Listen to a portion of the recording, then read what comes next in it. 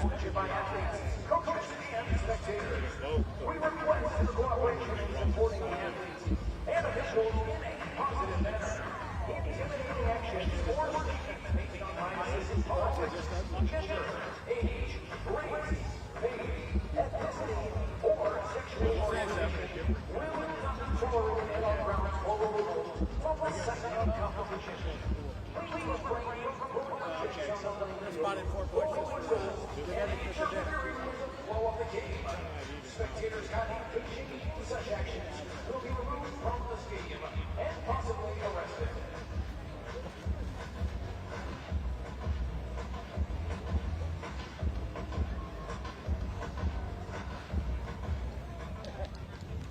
Good evening, fans, and welcome to First Horizon Stadium for tonight's matchup featuring the visiting Phoenix Rising FC and your North Carolina FC.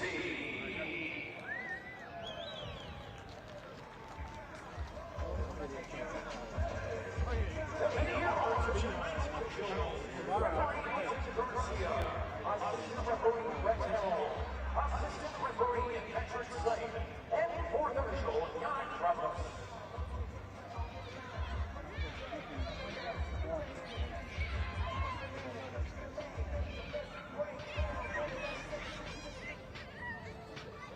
Now let's meet tonight's starting lineup. First over Phoenix Rising FC. Captain number 4, Boyd. Goalkeeper number 1, Patrick Rakowski. Number 2, Colin Smith. Number 10, Hope Alagibu. Number 12, Charlie Dennis. Number 17, JP Sears.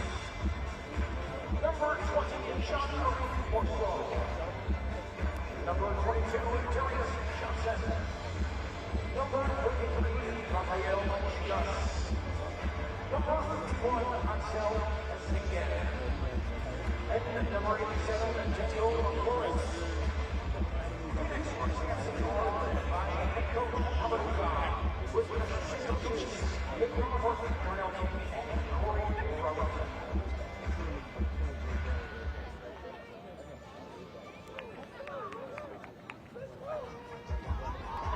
And now, the starting lineup for your North Carolina FC.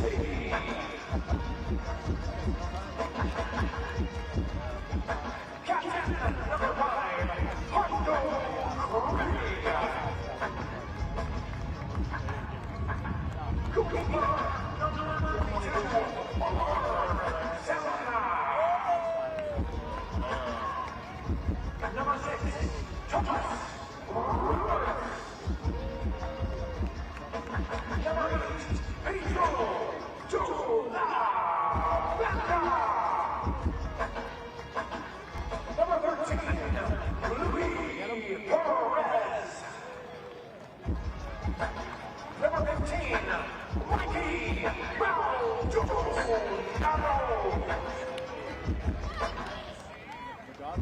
Number 16, Rodrigo da Costa. Number 18, Armand Olga. Number 20, Connor Donovan. Number 44, Raheem Somerset. And number 66, Ben Soderstrom.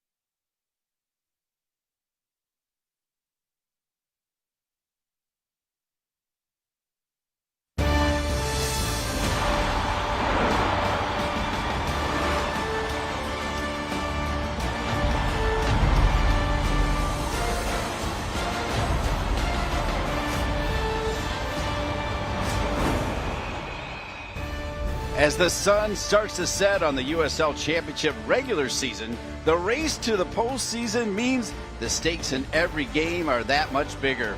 Tonight, from First Horizon Stadium in Cary, North Carolina, it's a cross-conference matchup as North Carolina FC takes on Phoenix Rising FC right here on CBS Sports Golazo Network. And we welcome you upstairs, a three-man booth, the encyclopedia of the USL, Brian Ware, King Andrew Tate. I'm Dean Linke, and we'll start with you, Andrew, with some thoughts on the home team, North Carolina FC. And with North Carolina has that playoff spot secured for the second season running. For them right now, it's finishing in the top four. And they've been there since mid-May, Dean. So for them, it's continuing to get 3 points, make the home form important, and push on from there. And Brian, set the table for Phoenix, please. Well, Phoenix has been one of the most exciting teams all year. They've scored a lot of goals, but they've also conceded a lot of goals. So Pamadou Ka's side wants to play a full, complete 90 minutes and get the 3 points. And what player are you highlighting, Brian? I'm highlighting the Ghanaian Hope Aveyevu, the midfielder who operates as the number 10, has 6 goals, 9 assists in his first season with the club. He can operate around a multitude of positions in the attack. He is going to be very dangerous against North Carolina's back line. And for North Carolina, we're going to look at the Frenchman, 28-year-old Louis Perez. It's his third season with the club, so he knows the club inside out. John Bradford really values him as a team player. His versatility is crucial.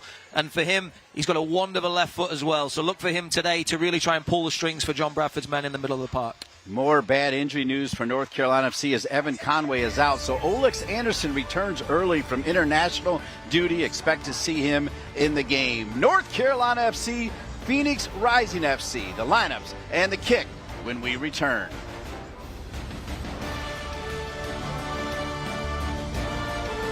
Hey, grab me one too.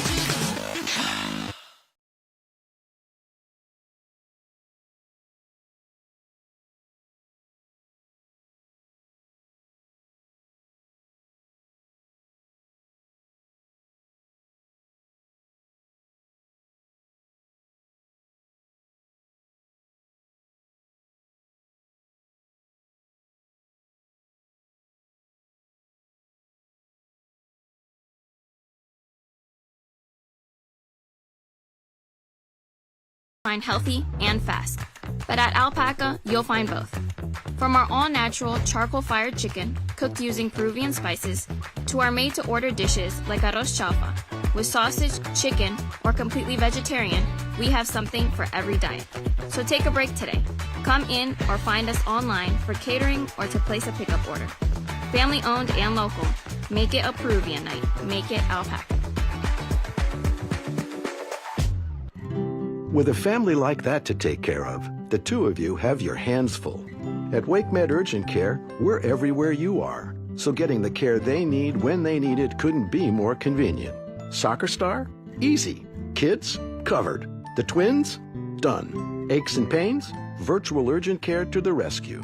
So download the WakeMed All Access app today and take care of everyone in the family, including the two of you.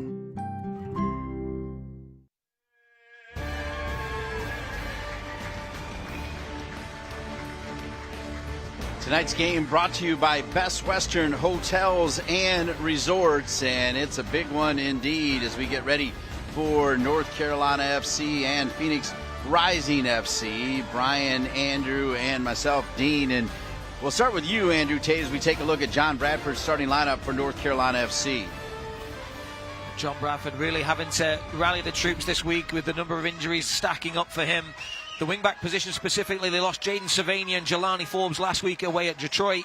In comes Thomas Roberts. That'll see a rejig with Mikey Maldonado operating down the left-hand side. Expect him to come inside and create a little bit of an overload in midfield with Ahmad Al-Kak giving a little bit more license to attack down that right flank. And Brian, the lineup for Phoenix Rising FC. Well, Phoenix does make a couple of changes after their defeat last week at New Mexico.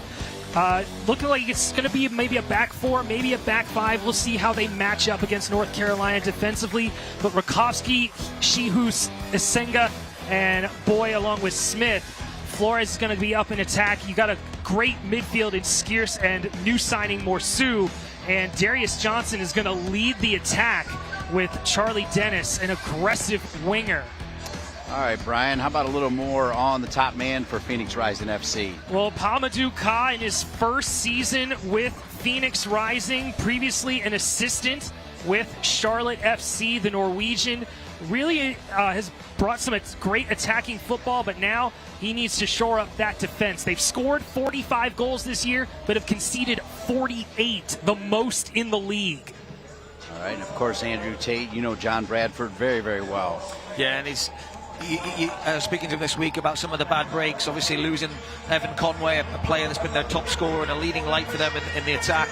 And he's never one to feel sorry for himself or make excuses. And it's next man up mentality. We see 3 goalkeepers on the substitutes bench today. So it's all about the team, and they've got themselves a playoff spot again, which is, if you'd have offered him that at the start of the season, you'd have bitten your hand off, and they've got a chance at a home playoff game as well. USL Championship getting more sponsorship traction, which is awesome, as the USL on CBS is presented by Best Western Hotels and Resorts, the official hotel partner of the United Soccer League. And after kickoff, I'll be proud to tell you that this game is part of the race to the playoffs presented by Terminix, which I think says a lot, Brian, about the fact that people are paying attention to USL Championship. People are paying attention, and as we just mentioned a couple weeks ago, some new investment into the league as well as more teams trying to invest in expanding their stadiums as preparation for the new division. And in a couple years' time, we'll have promotion relegation, so there will be everything to play for in the next couple years. We have a World Cup year next summer, the Olympics in LA in a couple years, and let's get going, Dean. All right, Elton Garcia is the man in the green shirt. He's the referee, and we're underway. From the Western Conference, Phoenix Rising FC in the red kit with white shorts, Red Sox, North Carolina FC, and their traditional home blue kits. For the first time I can remember, under 80 degrees, even under 70 degrees, it feels like fall is here. And you're wearing less clothes than you normally wear, Dean. That is so true. Not as prepared as I normally am. It's a good ball played into space here. Flag is going to stay down, and Phoenix Rising FC looking to strike first. Played back over. That was Colin Smith, number 2. It'll come all the way back now to Bamar Boy, who played for Clemson. Clemson's won 2 national championships in the last 5 years. Comes from a pretty good collegiate program. Player down already for North Carolina FC, and that's going to mean a yellow card going against Phoenix Rising FC. And I'll tell you what, that's an early yellow. Well, Daniel Flores, the man on loan from Chivas, you see that late stomp on Dolabella, and he was the one that was suspended for the game last week again at New Mexico, and now he's back on in the starting 11, and already within less than 70 seconds getting into the book. That means he's got to be very careful. Yeah, and they've had 6 red cards on the season, Brian, so you make a great point, and it's not what you want as a head coach, as a player welcome back into the lineup from a suspension, and he's picking up a yellow card inside the first minute. Oliver sends it long, headed down. More pressure coming from Phoenix Rising FC. Kind of shot out of a cannon here to start this game, as we're just a couple minutes in. Paco Craig back out there wearing the captain's armband. Bryce Washington available, but not expected to play, as he's also injured. Not season ending. In just a little bit, we'll show you a graphic that will hurt a little bit, as 6 players done for the season on a roster that wasn't that big anyway, Andrew. No, and I was talking to head coach John Bradford about that. I said, is there any pattern or any correlation, anything you don't put your finger on? And they've had compound fractures and muscle strains and things like that, and just a real catalogue of every type of injury you can think of. So that really points its finger. Just bad luck, bad breaks, unfortunately. And unfortunately, with the number of minutes that players like Cervania and Berner have played, Mikey Maldonado is playing at left wingback, a position he hasn't played in a while. As you look at the injuries, Conway, Rafa, Martin, Jelani Forbes just got on the injured list, as well as Adam Luckhurst, and a player that we've all enjoyed watching, Ezra Armstrong. Yeah, the wing-back position is, I think, the most cursed at the moment for John Bradford. So hopefully Mikey Maldonado and Ahmad El-Kak will come through the 90 today unscathed. Yeah, Maldonado hasn't played wing-back since his time in Madison, back in USL League One. Yeah, I look forward to seeing what he's going to do out there. Mikey Maldonado, a lot of pride. Certainly not happy about the fact that he had to go to the bench. Maldonado will let that skim off of his head, and it'll stay with Phoenix Rising FC. We're 4 minutes in. Well, you mentioned about how John Bradford loves competition and giving Raheem Summersall a chance to compete. He's actually earned his minutes, which has kind of forced Maldonado off to the bench these last several month and a half. Well said. Big fan of Raheem Summersall. Big fan of Mikey Maldonado as well.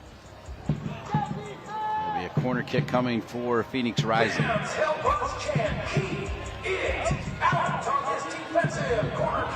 Andrew Tate's favorite chant going. Corner kick coming. With the left foot, pretty good ball. Trouble, still loose. Cleared out of there by Donovan, who, well, I'll tell you what, in the last several weeks, if I got paid for saying cleared out of there by Donovan, I'd be making Andrew Tate kind of money, you know? Everyone's chuckling at that one, Dean. This is a really scary moment for North Carolina, and this is something that I think drives John Bradford crazy at the moment. They've had the last 2 home games, Dean, they've won 1-0, but somehow, some way, they've managed to keep 2 clean sheets. But I tell you what, it was never straightforward. And to your point, Connor Donovan has had to come up big, and they've had some really lucky breaks as well along the way. Yeah, he is playing like a youngster. As you've got a youngster out there in Sundstrom, but then you've got 2 grizzled veterans out there in Donovan and Craig.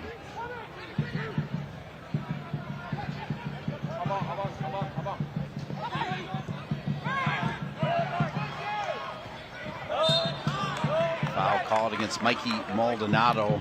Brian, Phoenix Rising FC, they have a great tradition of winning a lot of soccer games. They do, and when you talk about the history of both of these clubs, 2 seasons ago in 2023, both of them won the championships in their respective USL leagues. North Carolina winning USL League One, Phoenix Rising winning the USL Championship by winning all their games on the road. So both of these teams have a lot of pride, especially trying to get to the playoffs and actually succeeding in the postseason. Good stuff, Brian. As Roberts has it in the middle of the park, dribbles into trouble, and the 3 red jerseys, well, they knock it out of bounds anyway. John Bradford will help with the throw-in, giving it to Mikey Maldonado.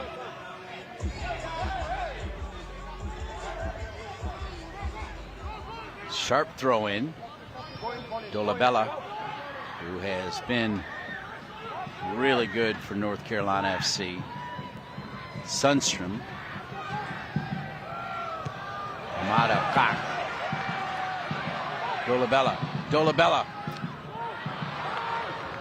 Mikey Maldonado was lurking on the far post, but he needed that ball in the air. There's Summersall slowing it down. And then Donovan comes up. Keeps his feet while still supplying kind of a bone-crunching tackle. I love that about Donovan. Yeah, he fully committed to that, and I think he had to, because in transition there, Phoenix Rising were flying down that left flank. Especially with what North Carolina did offensively. You love that run from Dolabella. DaCosta was tussling in the middle. That's something that North Carolina's kind of lacking with the size of Evan Conway, the speed of Oleg Sanderson, you know, trying to get that level of communication with those cutbacks into the middle. And now they're going to take their time as Mikey Maldonado will deliver this long throw in, one of his staples. He's really good at throw-ins. Maldonado. A little bit of wind. Well, not a little bit, quite a bit of wind actually. And if you get hit just in the right spot with that wind, it's got a little coolness to it.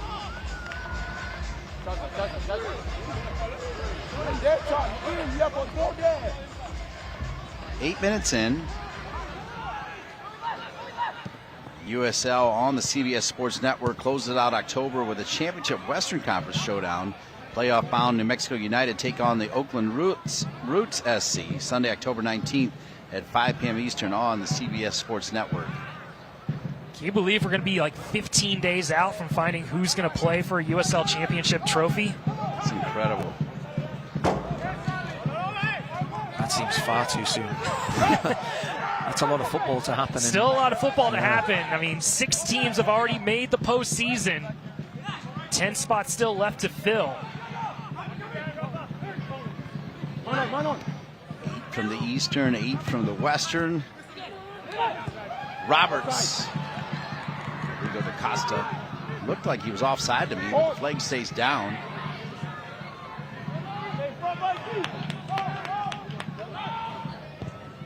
Phoenix with the back pass. Try to go forward. Donovan's done a great job. He's man marking Hope Abievu.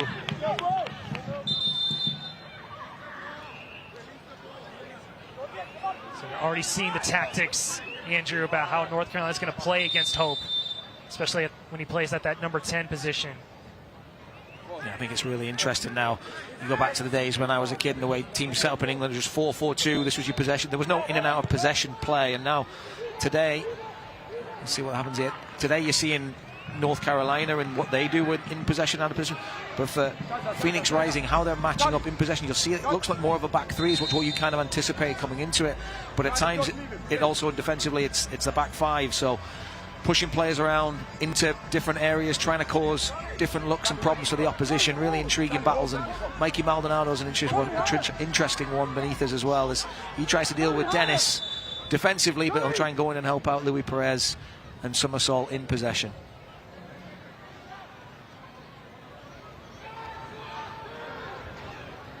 Phoenix cross midfield just like that. Andrew, your thoughts on the new goalkeeper for North Carolina FC now that he's settled in a little bit? Yeah, I mean, he's had 2 clean sheets in his last 2 games here at First Horizon Stadium, so I think he's done really, really well. Obviously, they've got a real stable of goalkeepers here with Mulqueen, Fitzgerald and Maguire, so to bring a player in of his talents, it's a challenge for him, but he's kept the number 1 spot. Just waiting to see what happens. Yeah, Oliver Zemler, I think he's done really, really well.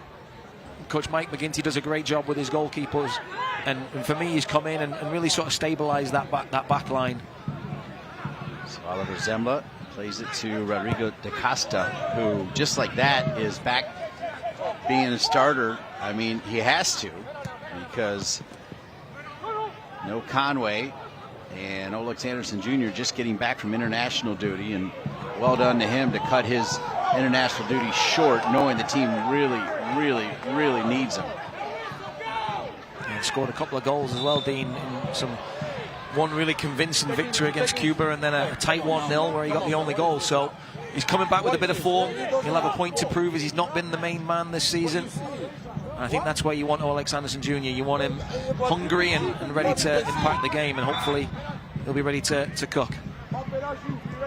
Just as you mentioned that before, there was a questionable foul on the other side. Paul Maduka, you saw on your screen, questioning the 4th official about why there wasn't a whistle on the challenge on Charlie Dennis from Raheem Somersault. Pass to Dolabella, taken away as Rafael Shihus. Is that what we're going with? Yeah, that's what I'm going with. The German. Dolabella taken away as he was trying to find Louis Perez, featured in the open by Andrew Tate.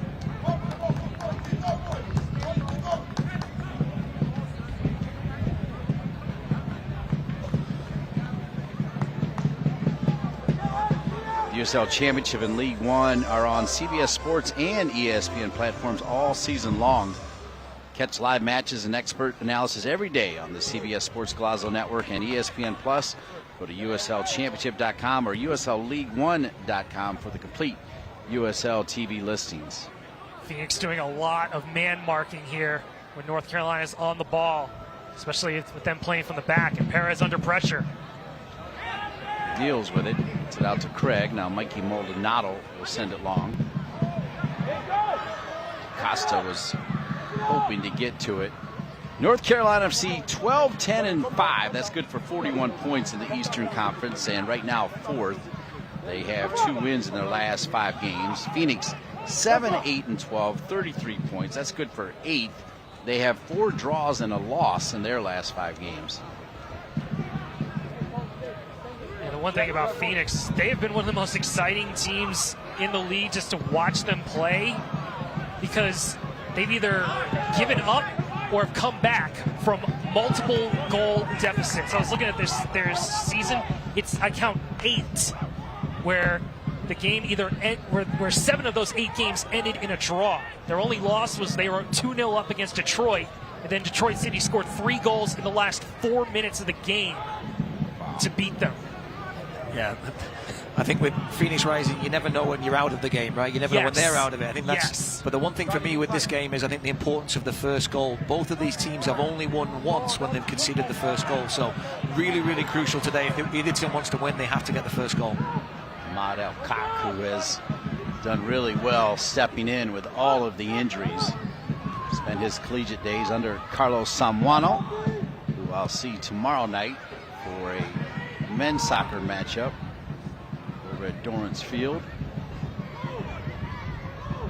Some good soccer not far down the road over at Dale Field. NC State taking on Clemson. Mark Hubbard with what he's done for the Wolfpack. My goodness. Are they still number 1 or No, right up there? No, they did lose to Virginia, but they are still in the top 10. It's amazing. Quick turnaround. It's 3rd all-time meeting between these 2 teams. Both played in 2024. First one was on May 8th in the 4th round of the U.S. Open Cup, where Phoenix won 2-1 in extra time right here at Wake Med Soccer Park. The first league game encounter was on August 24th in Arizona, which finished in a 0-0 draw. Yeah, that Open Cup game last year, bit of a crazy encounter. And though that 120 minutes, Phoenix finished with 10 men, North Carolina finished with 9. That is crazy. And how about the fact within seconds we had a yellow card and we've added another one already as well.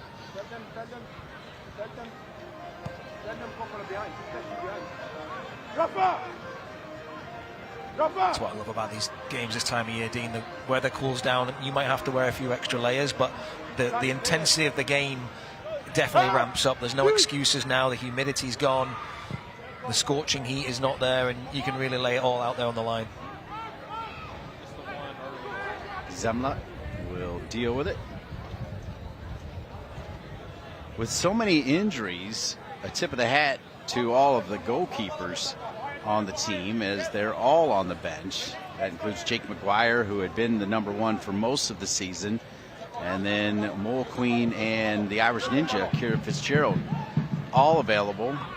And dare I say it would be a stretch, but if needed, could they play the field? Like, do they have an extra jersey to do that, or what's the deal with that? Anyone? I don't know. Where's the kit man? Does he have extra blue jerseys to put the numbers on? I think anything's possible this time of year, right? Who are you throwing in there? I mean, don't get me wrong. It's important that you get players, especially on the roster, and say they're available. I mean, Andrew, you know me well enough. I would watch Akira Fitzgerald play cards, so. Get the Irish Ninja in the box, yeah. Anything could happen. It's happened before. I've seen it in the professional game. David James, ex-England goalkeeper, he's gone up front. Stuart Pearce threw him up there in a game, trying to get a goal. Jorge Campos. Yeah.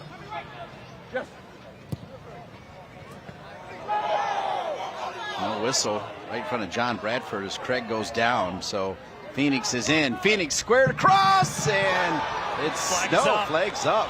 Yeah. Offside flag. Touch. Didn't need it either. Brian did not need that extra touch. Well, after the early fouls, you saw how physical this game has gotten. Referees and assistants letting things go, and you see that pass by Smith. It looked like both Hope and Johnson got touches to it. And the assistant linesman, Elton Garcia and his crew, Rhett Hamill and Patrick Slane, along with the fourth official, Yannick Rothfuss. Select is proud to be the official match ball supplier of the USL Championship. From the academy to the big league, Select is there every step of the way. Visit us.select-sport.com for the latest Select products, specials and more. Select, the player's choice. 19th minute. Alongside Brian Ware, Andrew Tate, I'm Dean Linke. Fun three-man booth here as we're closing out the season. Strangely, that last unallowed goal is becoming a common theme, Andrew. We did the game against Miami. Miami and North Carolina. Miami had 2 goals called off for offside. Yeah, and the first one, we talked about it numerous times and looked at the replays. And I spoke to John Bradford about that today. I was like, am I crazy in thinking that goal should have stood and it never should have been called off? And he's like, yeah, we got away with one. So that one there, I think for me, that was just a mistake. The touch from Avieu was going in. There's no need for that extra touch. And I think it's a goal otherwise. But yeah, let-offs again for North Carolina. Oliver Zemler's goal here at First Horizon Stadium is living a charmed life for the 3rd game running. But John Bradford did tell me that the goal disallowed in Detroit in the first 5 minutes of the game that apparently should have stood, and he got the justification on that as well. And the soft penalty that was given against Mikey Maldonado as well was one where I think the officials owned up that yes, that was soft and maybe a little bit of fabrication on that. So you need the breaks when they come. And it's those goals that North Carolina has given up both late, either in the first half or in the second half, that have really, undone their performances this year. I mean, they had played 2 games last week against Birmingham and Detroit, gave up an equalizer in the 96th minute down in Alabama, and then late in the first half, as you mentioned, to Detroit. Yeah, just 2 points dropped at Birmingham. Really disappointed with that late goal. It's interesting. North Carolina FC, their eyes get big when they play the Western Conference. They're 5-2-0 versus the Western Conference this season. Meanwhile, Phoenix has a record of 0-2-4 versus the Eastern Conference. So, mad props to North Carolina FC. They've done well against the Western Conference teams. So everything points to if they can get through the East, through the playoffs, they'll be okay in the final. That's what we're saying. That's what we're saying. Yeah, and unfortunately, those tiebreakers don't mention the West. It mentions your performance in the East. And that's the reason right now North Carolina is sitting in 4th and Hartford is in 3rd. Is because Hartford has more points against Eastern Conference opponents than North Carolina.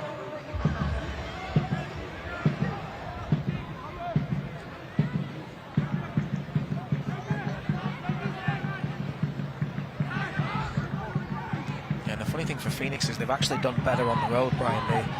They've picked up 1 more point than they picked up at home. At home, they've got, I think, one of the worst home records in the league. So just the way they set up. Cock was hoping to find Roberts.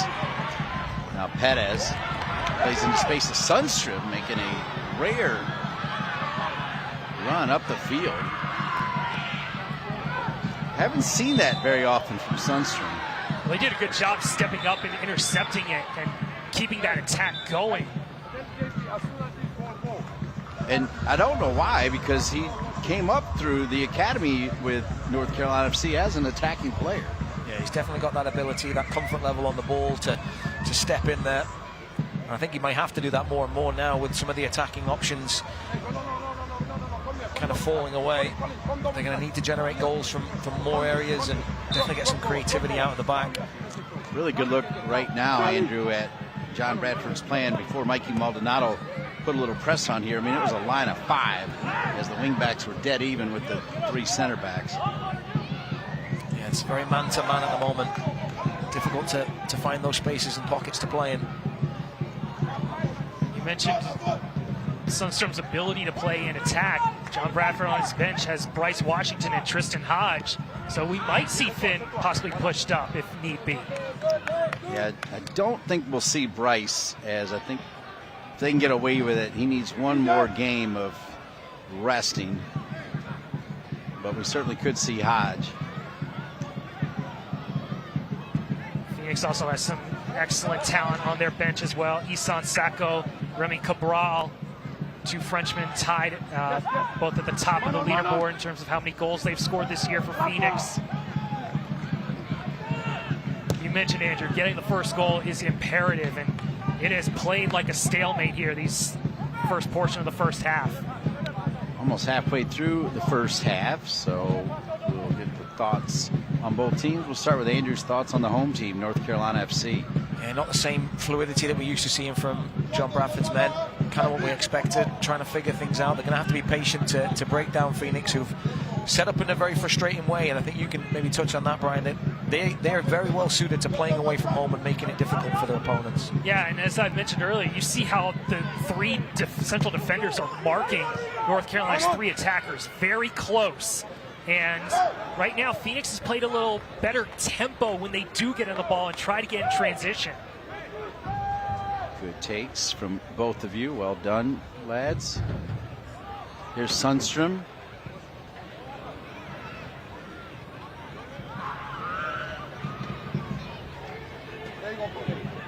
Andrew, with your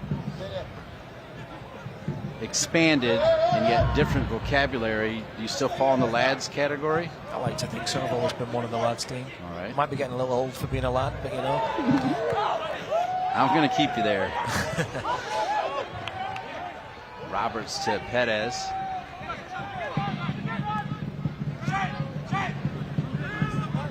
Maldonado over to Somersault.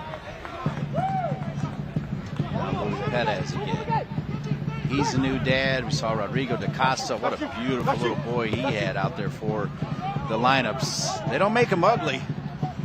Good-looking kids. If we keep these guys around, just think about how good their kids are going to be in the youth teams here in North Carolina. You got Ratha, and I've heard Ratha's kid's a pretty solid young man, so sure, just like his dad. Dolabella has got that gazelle-like stride. Here's Roberts, been very industrious since arriving here for North Carolina FC. He's done well wearing that 6 jersey. Maldonado, really good trap.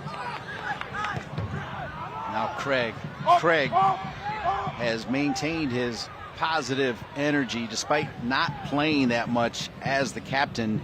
When called upon, he brings everything he can, but he's been positive the whole way through. At least that's what I've seen. Yeah, wearing the captain's armband today, so I think that speaks volumes. The players obviously really respect him and got a great attitude and presence around the group. Yeah, last foul, as you were mentioning, foul on Flores. He's already on a yellow.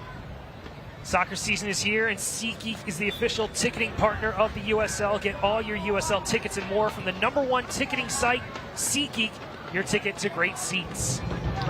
Brian Ware and Andrew Tate. Dino in the house here, WakeMed Soccer Park from the perch. Best seat in the house, even on a chillier night. Costa this time is called for offside.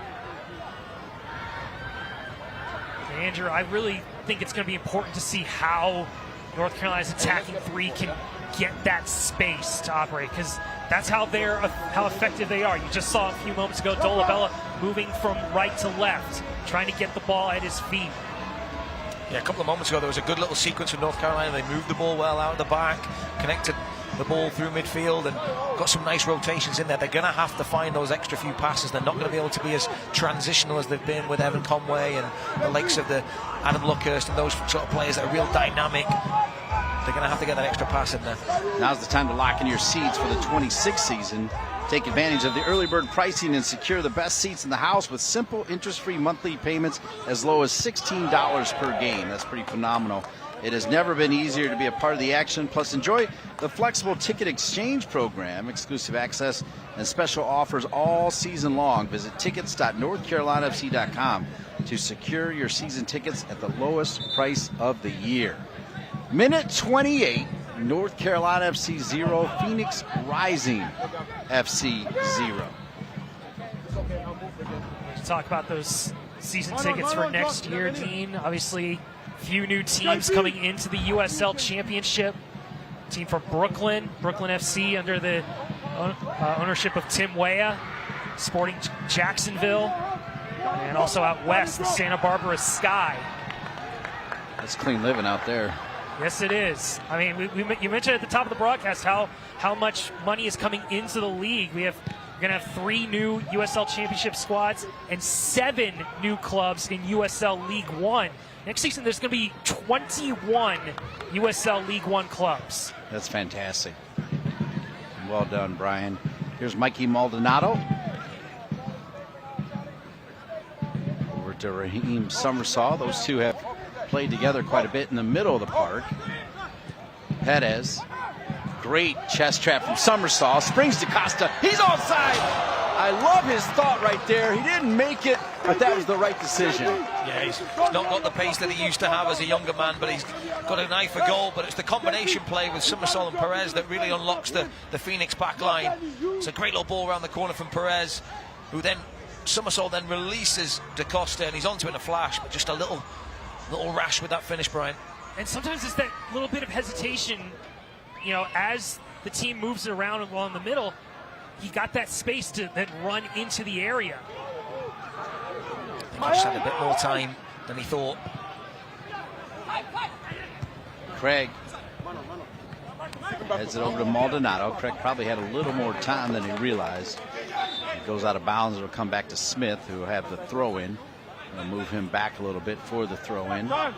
We're coming up to a key period for North Carolina in this game, Dean. This 31st to 45th minute, they're +6 in terms of goals scored versus conceded. They've scored 14 and 8, so this is a period in the game where North Carolina tends to have some success, and they're starting to grow into this game over the last 5-10 minutes here. Raheem Summersaw was pretty certain that he was fouled there and got 0 support from the assistant referee. A little bit of hands on the shoulders. Maybe went down a little too quick against Asenga. I think that's a make-up for the one down here where Summersaw was pretty clumsy on his tackle. So I think we're about even right now. Smith into space with Maldonado closing. Sundstrom did a great job to get back. Smith now with less options because North Carolina FC got back. Smith now, good spin on Maldonado. Breaking a couple ankles, but sends it into the crowd.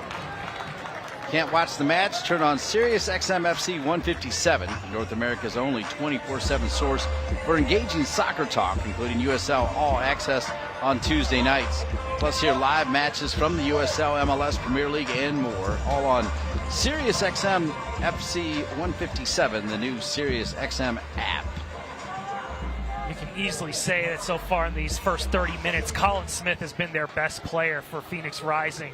His ability to, play as a winger, and attack in space. Had a great pass towards the goal, but it was called off for offside. He's played the last few years in the USL Championship, playing with Birmingham, playing with Rhode Island, a little bit in 2024, helping Rhode Island get to the USL Championship in their first year. I think that's a great point, Andrew, and I think it also has kept Mikey Maldonado at home.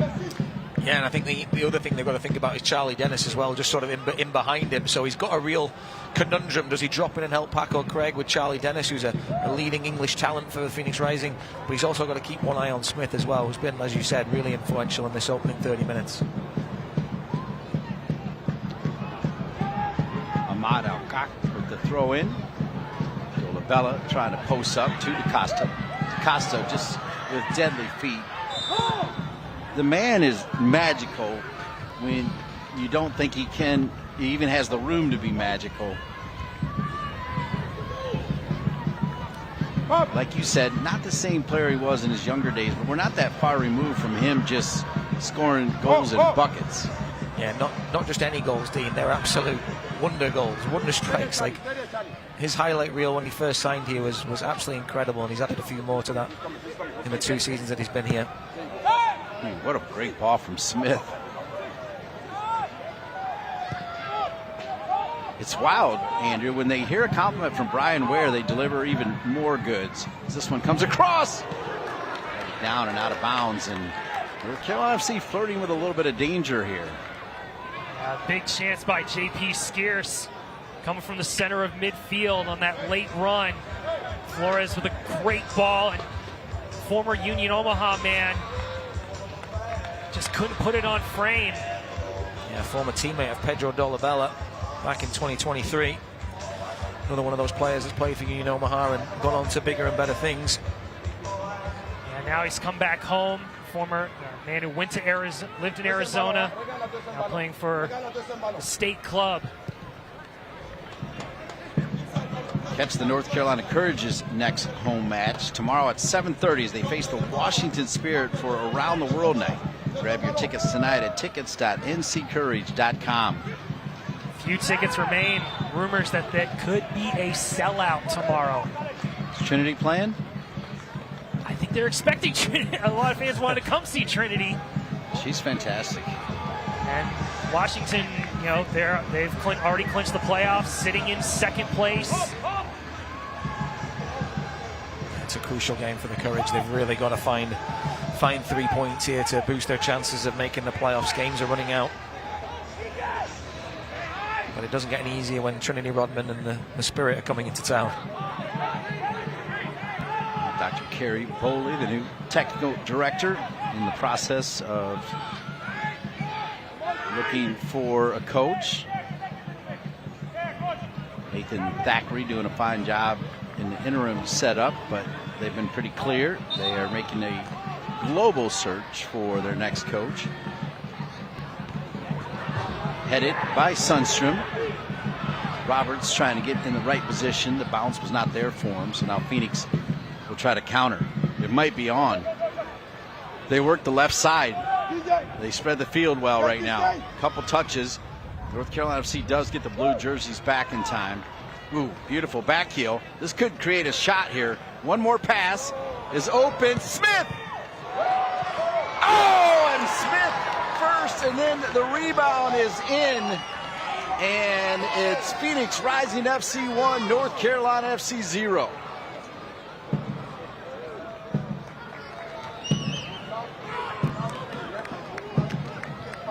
Very dangerous transition game by Phoenix Rising, Dean. As you mentioned, their ability to move it from back to front down that far side. And then once they got into position, the great movement from Dennis. Finding Smith, excellent save by Zemla, but Dennis, he's been on a tear the last few games, getting the rebound and giving the visitors the opening lead here, 35 minutes in. And it's been coming, that goal. Phoenix Rising got some really good looks. A lot of blue shirts behind the ball there, but none of them able to take away the danger. And we talked about the importance of that first goal. North Carolina only come from behind in the game this season to win on one occasion, and that was a few weeks ago here against Tampa Bay Rowdies. So North Carolina going to have to really dig deep here today. So Phoenix Rising FC, as Andrew had already mentioned, they're pretty good on the road, and they have a 1-0 lead. Played into space again, looking to add to it. Pretty good ball over Craig. Shot. Not on frame. Wow.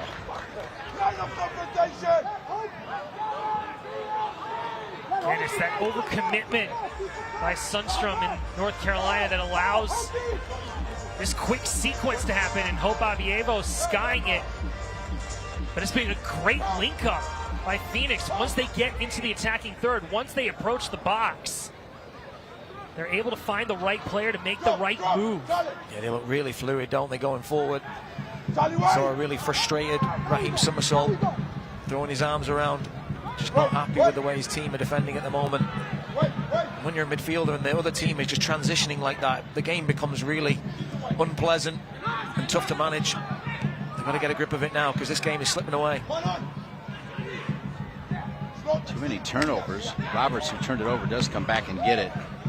And on that whistle, I can tell you to mark your calendars for NCFC's next home match. That'll be on Saturday, October 18th, as they take on Rhode Island FC.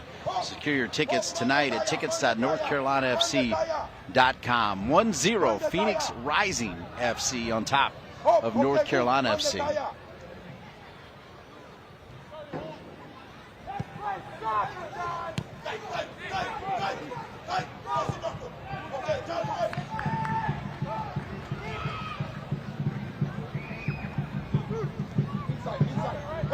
Donovan. I mean, it's crystal clear for North Carolina FC. They have been right around 3 or 4 all season long. They know what that means. It means one more home game, which means we're happy because we get to hang out here one more time. But it's not going to be easy. No, it certainly isn't, Dean. Everything's sort of stacking against them, but one thing I wouldn't write John Bradford's men off is finding a way. Another yellow card. Who got that one, Brian? It looked like it was Darius Johnson, especially after the foul was given. And tossing the ball away, Perez quickly winded it back. Referee Elton Garcia initially giving the yellow for the delay.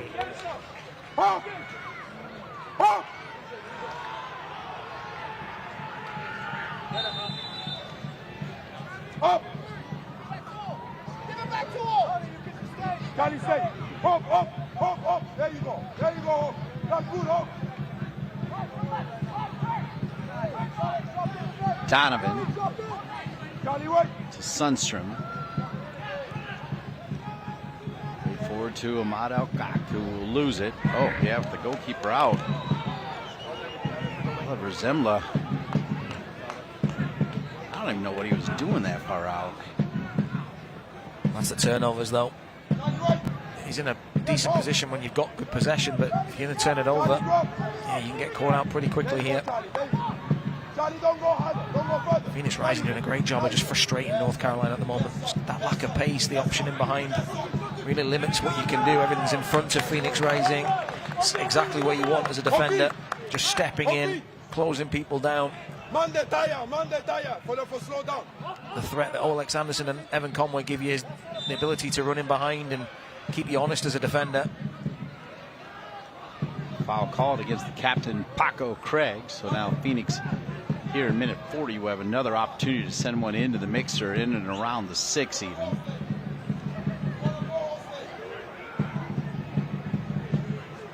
On the ball, Charlie Dennis.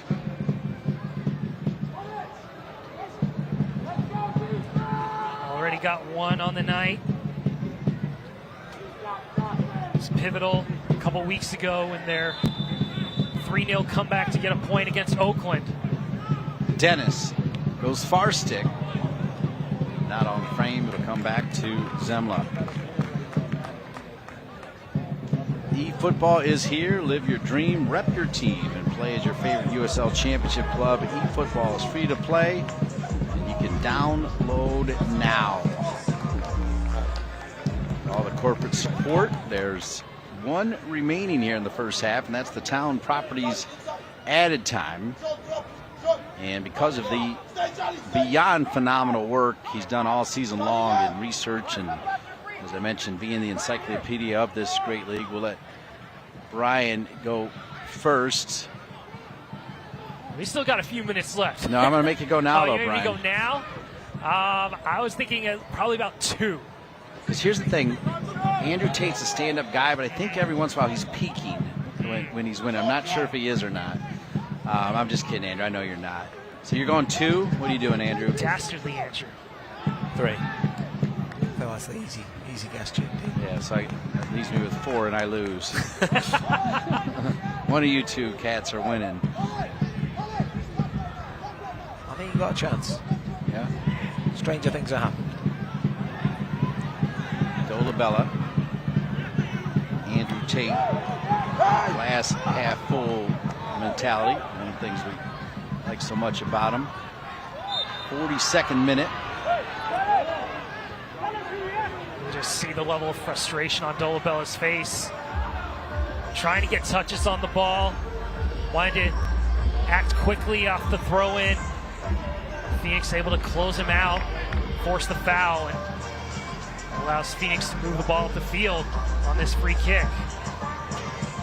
Only really one major opportunity from DaCosta. That's really been it from North Carolina offensively in this first half. Yeah, good rip by DaCosta, who had to first time it. Not on frame.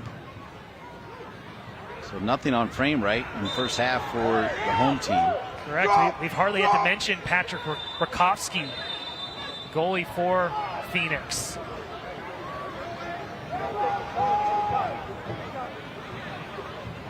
Looks like final warning for all players, especially if they want to try to delay the game any further.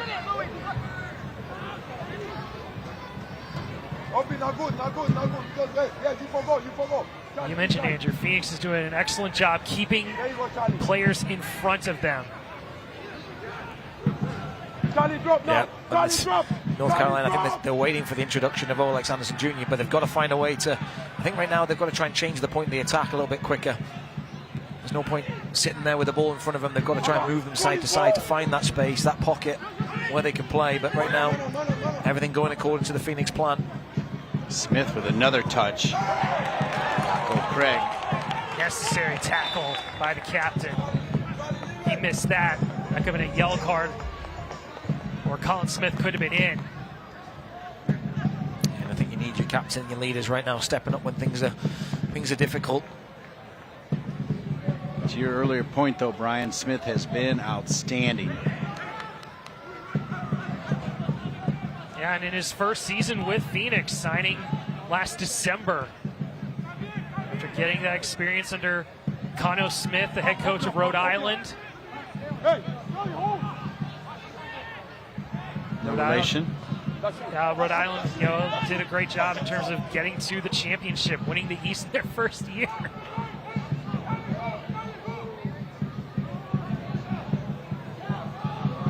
Perez.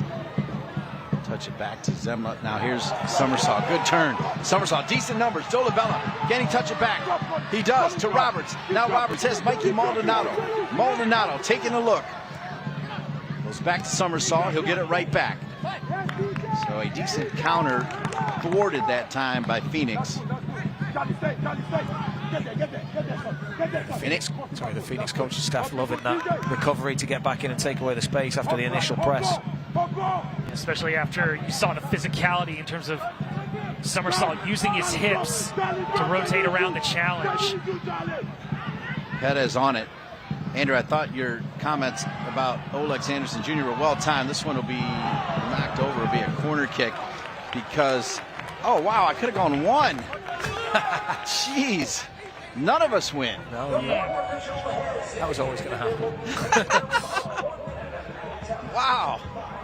That's what happens when the weather starts to cool off, Dean. The ref's thinking, can I get into the locker room and get myself a cup of tea? Yeah. Important corner here for Luis Perez in North Carolina. Fourth official has registered that there will be a minimum of 1 minute of added time presented by Town Properties. Go to Town with an E, TOWNE properties.com.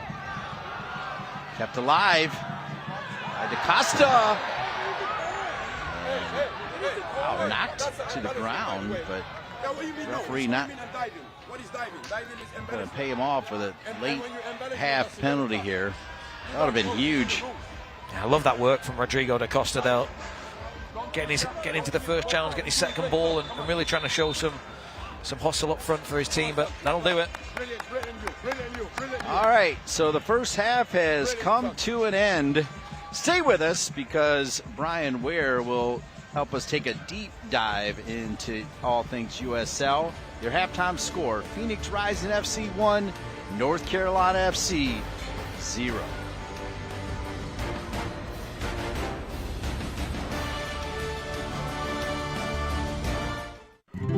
With a family like that to take care of, the two of you have your hands full. At WakeMed Urgent Care, we're everywhere you are, so getting the care they need when they need it couldn't be more convenient. Soccer star? Easy. Kids? Covered. The twins? Done. Aches and pains? Virtual urgent care to the rescue. So download the WakeMed All Access app today and take care of everyone in the family, including the two of you. It's tough these days to find healthy and fast, but at Alpaca, you'll find both. From our all-natural charcoal-fired chicken, cooked using Peruvian spices, to our made-to-order dishes like arroz chaufa. With sausage, chicken, or completely vegetarian, we have something for every diet. So take a break today. Come in or find us online for catering or to place a pickup order. Family-owned and local. Make it a Peruvian night. Make it Alpaca.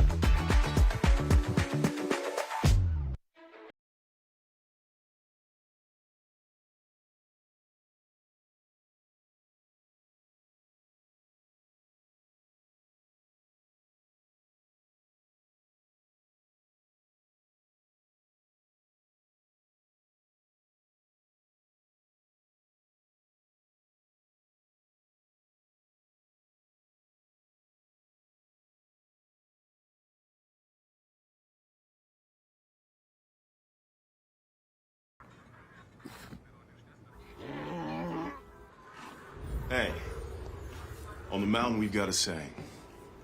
Get off your...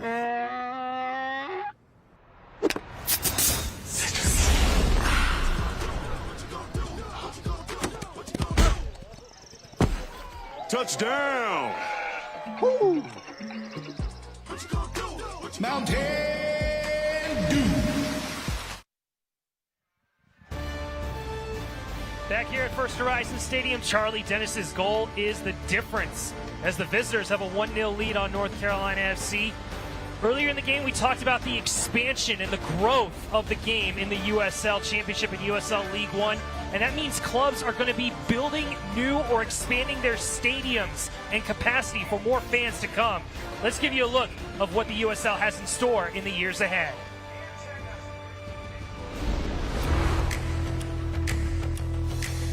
In the USL, shovels in the ground mean as much as scoring goals. And Sacramento Republic is on its way to transforming the city's rail yard district into a soccer palace. The same is happening in the Motor City, with Detroit City's new home clearing way for stadium construction.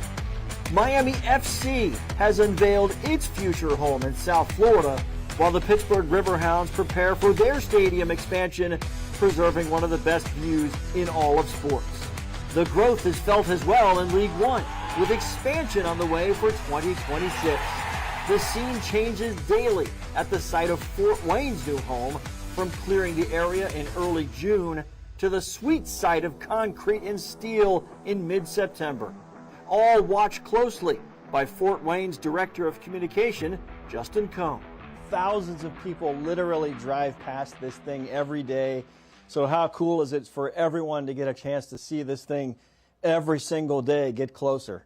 Yeah, it's really cool. It's ideally located for people going to and from work, or they're driving down to Indianapolis, and you're seeing it in really at a rapid pace come up. So you're really seeing a lot of the facade of what will be the stands start to come up. I look at the renderings. First thing I notice is this gigantic video board. So give me some of the neat things about that, because this might be the best thing in League One for sure. Yeah, I mean, the scoreboard is something I'm really excited about. It'll be the second longest scoreboard in the entire state. So that means it eclipses an NFL stadium. You're going to have a lot of options at Fort Wayne FC Park in terms of watching the matches. There's a lot of possibilities that you can do with the scoreboard. Fellow League One expansion club Boise is seeing its vision take shape as construction at the park at Expo, Idaho is full speed. And longtime League One club Greenville Triumph has kicked off construction at Bridgeway Station.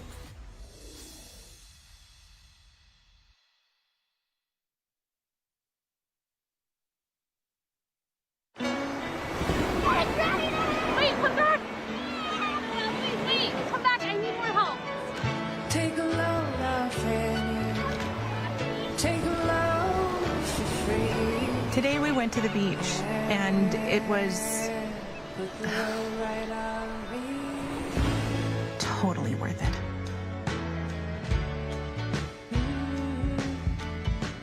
Get double points this fall at Best Western.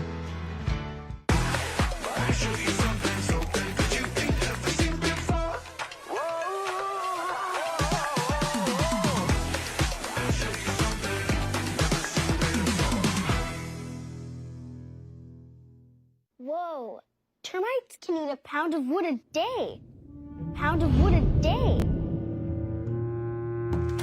Pound of wood a day. Pound of wood a day. What's wrong, Daddy? Daddy? You okay? Keep termites out of your home and your head with our premium guarantee that covers up to $250,000 in new termite damage. Before panic shows up, Terminix it.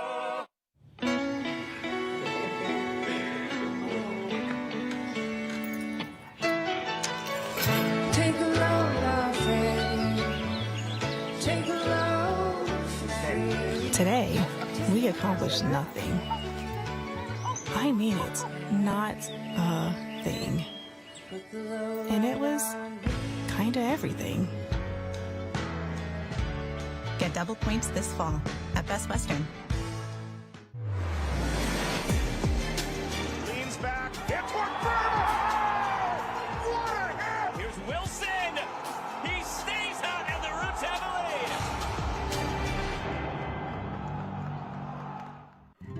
With a family like that to take care of, the two of you have your hands full. At WakeMed Urgent Care, we're everywhere you are, so getting the care they need when they need it couldn't be more convenient. Soccer star? Easy. Kids? Covered. The twins? Done. Aches and pains? Virtual urgent care to the rescue. So download the WakeMed All Access app today and take care of everyone in the family, including the two of you.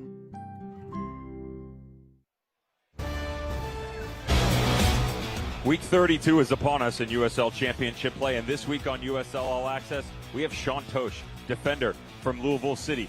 USL Championship's all-time leader in minutes, in appearances, most goals by a defender. That means it's title time, but don't take my word for it. Incredible interview with Sean Tosh and what looks to be the run-in for one of the greatest regular seasons we've ever seen in USL Championship history. We got recaps, we got previews, we got a lot going on this week. Welcome back to First Horizon Stadium, WakeMed Soccer Park in Cary, North Carolina with Brian and Andrew. I'm Dean, and we promised to look around USL Championship, and we'll start with the news and notes. Brian, Wearstyle. Well, Hartford Athletic getting the Jägermeister Cup, defeating Sacramento on the road 1-0. They'd had an impressive run during the Jägermeister Cup, unbeaten in all 7 games, winning against San Antonio, Greenville, and Sacramento in the knockouts. And we mentioned how many fans have loved coming out. 2 million fans, 7th time in the last 9 years. And obviously with the number of teams will be coming in, that number is certainly to grow. And we mentioned how Olex was on international break. Another big call. Rubens Pacius, who has 12 goals for the Rowdies, called up to Haiti for the first time. He was on the bench against Nicaragua. They now travel to Honduras for a big World Cup qualifier. News and notes presented by Best Western Hotels and Resorts, the official hotel partner of United Soccer Leagues. Yeah, and some tasty fixes to watch tomorrow tonight. The only game, obviously, North Carolina taking on Phoenix Rising, but tomorrow lots to get your teeth into. Hartford having that rematch against Sacramento, Rhode Island, Tampa Bay battling for that playoff spot. What do you like here, Brian? I also like Pittsburgh and Indy. If Pittsburgh wins, they're in. That's a big 6-pointer. In terms of games that are being played on the East. When it comes to the West, I'm looking also at New Mexico against Orange County. We mentioned how Orange County has that tough schedule. They need points. They have a game in hand against Phoenix and desperately need 3 points on the road at the Lab. Going to need some lab work to break down the standings. You guys give it a go. Well, obviously, Louisville City, they need a win or a draw against Miami. They will win the Shield for the 2nd straight year, be the #1 seed in the league. Charleston's pretty much secure in the 2. Hartford, they haven't clinched yet because the tiebreaker they have, Indy actually has the tiebreaker against Hartford. But you see a lot of teams tussling for that, lost that home spot in the East with Hartford, Carolina, Loudoun, Pittsburgh. Meanwhile, in the West, Tulsa, Sacramento, New Mexico, they've all clinched playoff spots. And if Phoenix continue to make a move, they'll move into 6th with a win. But as I said, Orange County has that game in hand, so they can still possibly pull some surprises.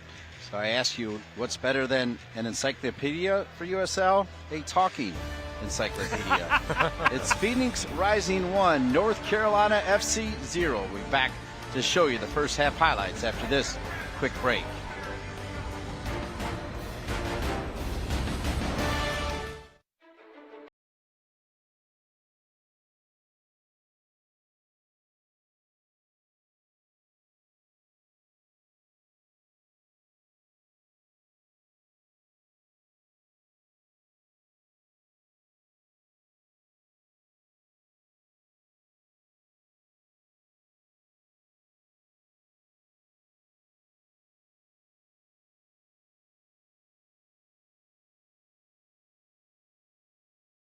Find healthy and fast.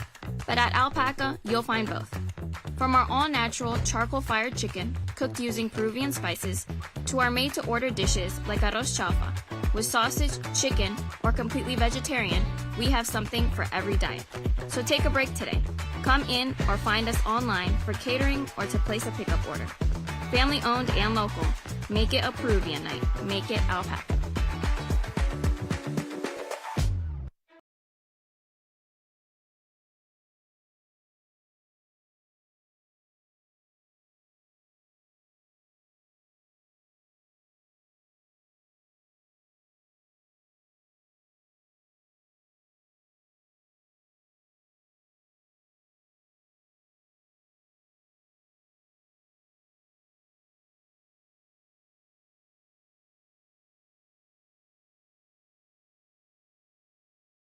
With a family like that to take care of, the two of you have your hands full. At WakeMed Urgent Care, we're everywhere you are, so getting the care they need when they need it couldn't be more convenient. Soccer star? Easy. Kids? Covered. The twins? Done. Aches and pains? Virtual urgent care to the rescue. So download the WakeMed All Access app today and take care of everyone in the family, including the two of you. USL on CBS is presented by Best Western Hotels and Resorts, the official hotel partner of the United Soccer League. Three-man booth tonight. Great to be with Brian Ware and Andrew Tate. I'm Dean Linke, and Andrew Tate, let's go to work and show everybody the first half highlights in this one.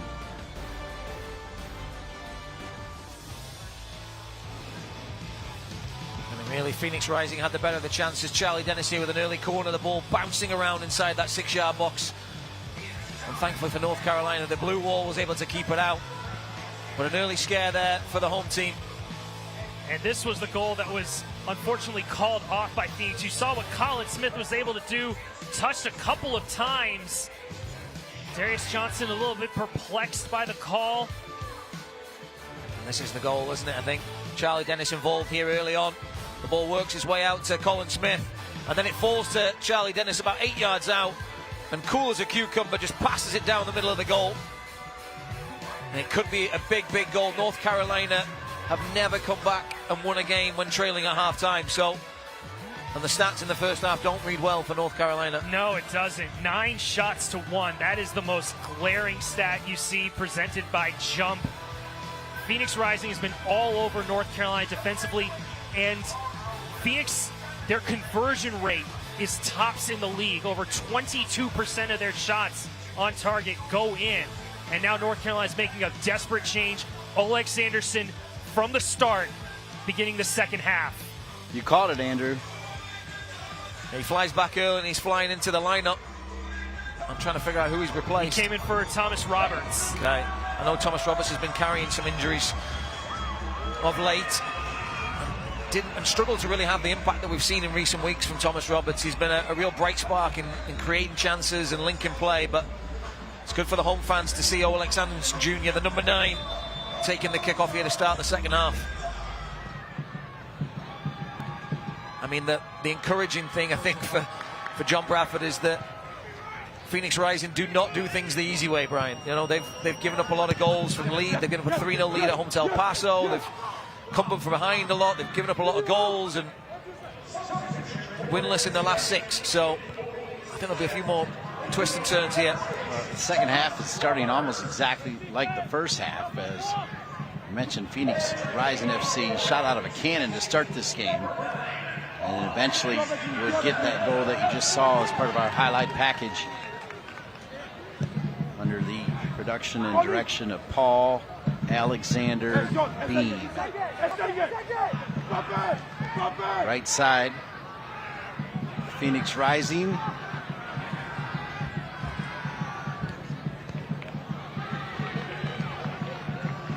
Just saw Charlie Dennis in acres of space. Maldonado was watching Colin Smith. Meanwhile, Paco Craig dropping back with the defensive line. Dennis was maybe too indecisive to figure out who do I want to give it to.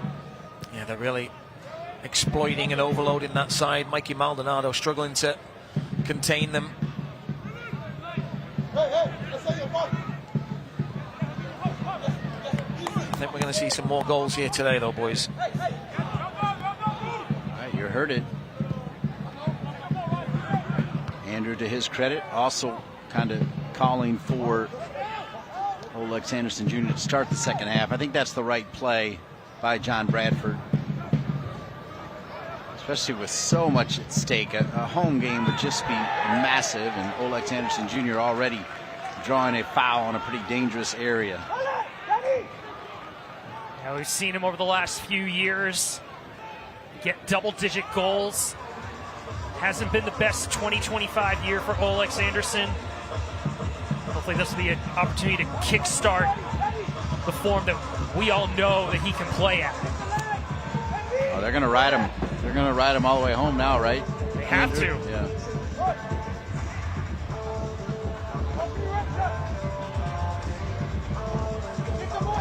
only a one-man wall for Rakowski, as Mikey Maldonado will weigh his options.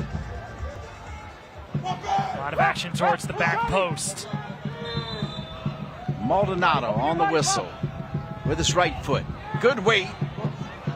Headed first, though, by Phoenix Rising FC. The same player will head it out of bounds. It'll be a throw-in for North Carolina FC. Not too far away from John Bradford, the top man for North Carolina FC. Popmore Boyd getting in there. Louis Perez with a long throw. Perez unleashes it off the head of Dolabella.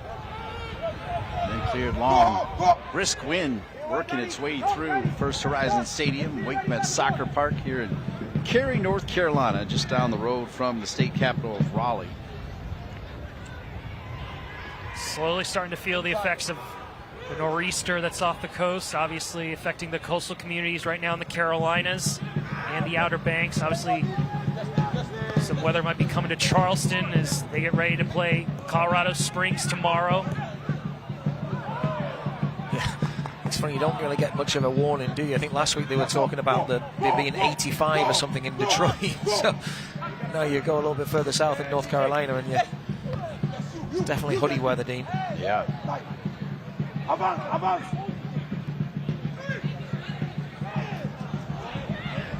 Clean tackle from Craig, so Summersaw releases Olex Anderson Jr. Olex Anderson Jr. He's got so many shifty gears! Gosh, you needed somebody just making that far post run. Dolabella kind of last minute cut inside.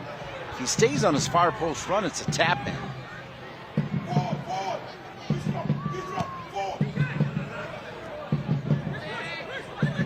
It's a tap in, and it changes the entire dynamic of this game. Dolabella. Yeah, but you can see the impact already that Olex Anderson Jr. has, the threat in behind. He's going to ask a lot of different questions at this back line. As we talked about, coming back from international duty early and scoring a couple of goals as well. Consecutive games, you'll be in fine form. Confidence is high. The USL on the CBS Sports Network closes out October with a Championship Western Conference showdown. New Mexico United takes on Oakland. That's Sunday, October 19th at 5 p.m. Eastern on the CBS Sports Network. 1-0 Phoenix, the visitors, on top of the home team North Carolina FC. We're starting to see Dolabella and DaCosta come a little in. Amato Cock offside. It's going to be interesting to see where Olex lines up, especially when he does go on those runs. He's not always going to stay in the middle, but he'll go out to the separate channels, try to test each of the three center backs.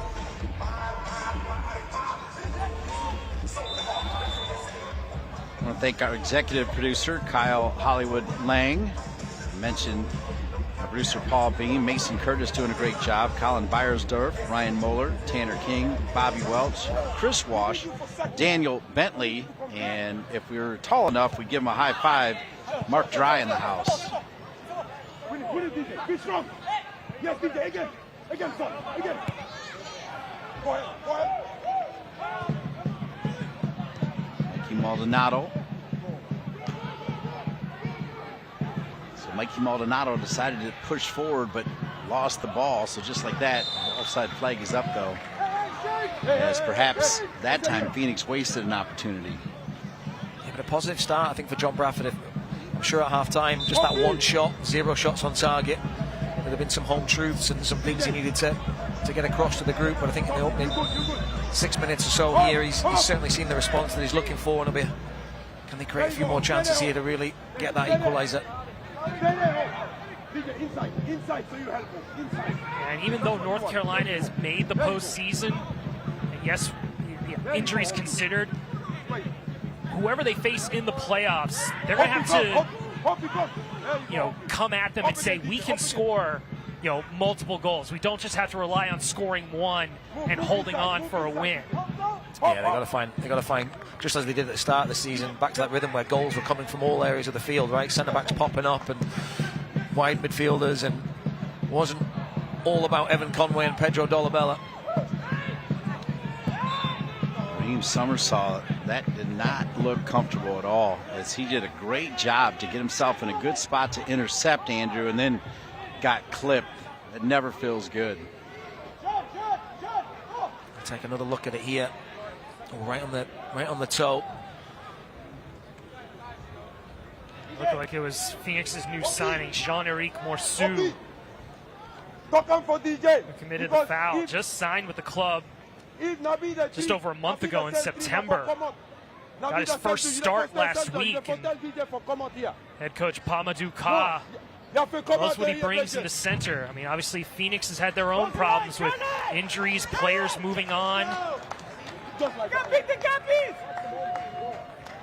but Pamadou Ka was really pleased with the performance last week against New Mexico. Maldonado, side of his boot. And it'll sail over. Now's the time to lock in your seats for the 2026 season. Take advantage of the early bird pricing and secure the best seats in the house with simple, interest-free monthly payments as low as just $16 per game. It has never been easier to be a part of the action. Plus, enjoy the flexible ticket exchange program, exclusive access and special offers all season long. Visit tickets.northcarolinafc.com to secure your season tickets at the lowest price of the year. As Carolina FC putting a little pressure on right there. What'd I miss, Andrew? Disappointing set piece. Went short. For me, Louis Perez, that left foot, I talked about it earlier. I love his left foot, the deliveries that he can hit. He's got every golf club in the bag. For me, I just want to see that hit lower with more pace. And that one just got far too much air underneath it.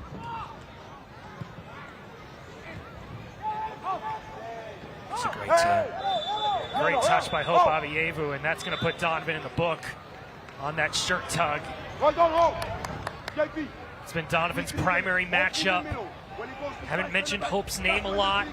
That secondary pull on the jersey, on the shoulder, and he's the first North Carolina player in the book 10 minutes into the second half. I don't want to jinx anyone, Dean. Usually when I say things, they don't happen. So, but North Carolina they've not had any red cards this season. So they've had a long run. I think it's 30-odd games without a red card. So Donovan going to have to stay disciplined. Precarious position to be, though. A lot of football still to play in this game. Just last week I called Ohio State UCLA. Ohio State got a red card in minute 7 and still won the game 2-1. Pretty amazing. Yeah. It's funny that you just think that man advantage is automatically going to turn into a victory for the team with the advantage, but it doesn't always work out that way. The discipline that teams can show and make it incredibly frustrating for the opposition. Speaking of Ohio State, a very important update, as it took almost a year, but Austin DeLuz, who's now got a big-time scouting job under Dr. Kerry Bowley, paid up his debt for Wake Forest losing to the Ohio State Buckeyes in the quarterfinals a year ago by 3-0. What'd you think of my get-up for that, Andrew? I had Buckeye stuff everywhere in the restaurant. I thought it was your house, Steve. There's that much gear, to be honest. But yes, very impressive. And Austin looked like he took it like a true champ. He's the best.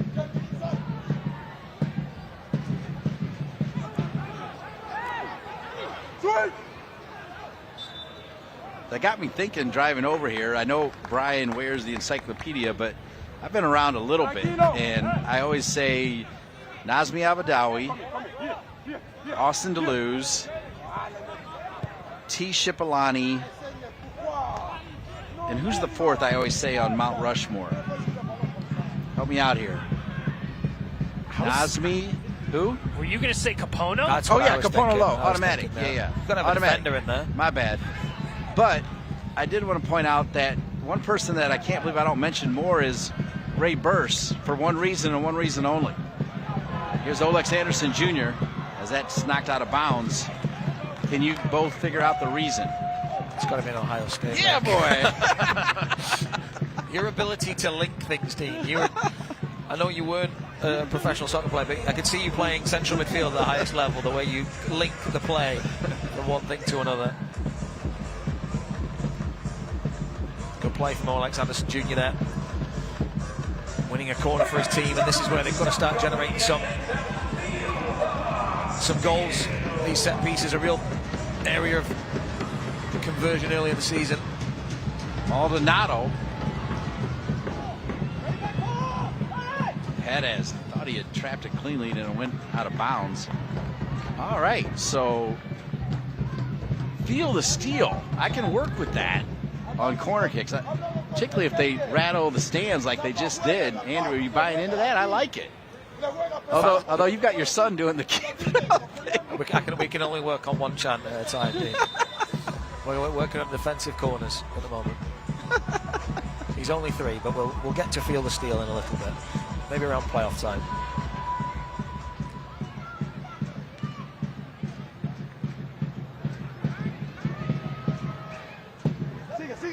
So far this second half, North Carolina is seeing a lot more of the ball. Yes, they did have the possession edge, but it seems like now you're starting to see North Carolina now having the ball more in the middle third, towards the attacking third, instead of being pinned backwards and letting Phoenix dictate terms. Craig.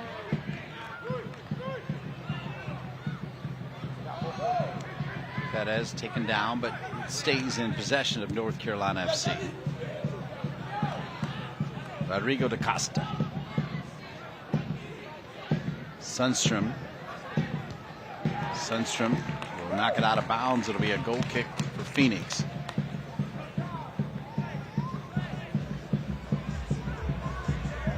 Now starting to see the versatility of North Carolina's position.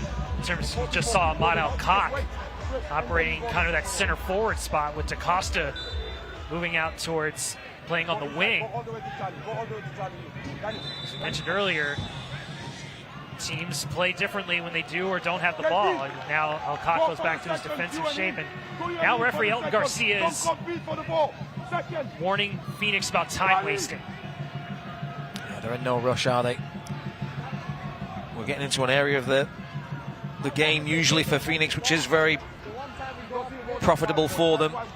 They've scored 11 goals this season from the 61st to the 75th minute. That's almost a quarter of their goals in this sort of 15-minute period. So an area that North Carolina really has to focus on here. Phoenix into the 18. It almost found its way, and it did. Great service on the far post. The player of the game, Smith, with the goal.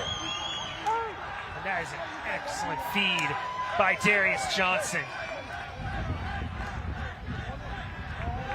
Too much commitment on one side, and you saw Mikey Maldonado stuck between 2 red shirts.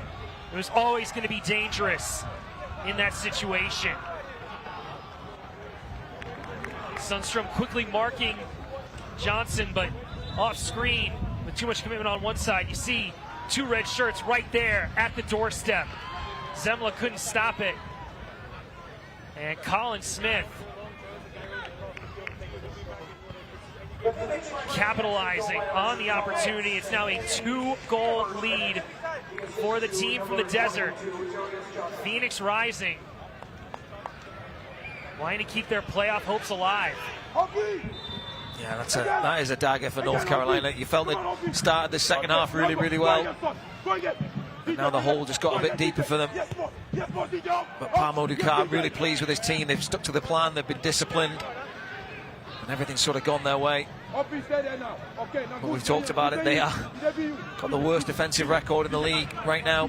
Looking at a shutout and looking pretty comfortable for it. But it's been a roller coaster of the season. They started the season in a bad way. They were 12th in game week 7. Managed to get themselves back 6 weeks later up into 4th. A little bit of a steady decline over the last few weeks now as we get towards the latter part of the season, but trying to fight for that last playoff spot. Good work from Dolabella.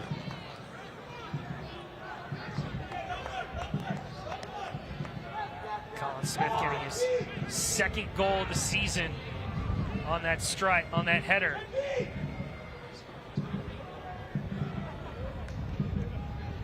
Smith did score in that 3-2 defeat against Detroit all the way back in April.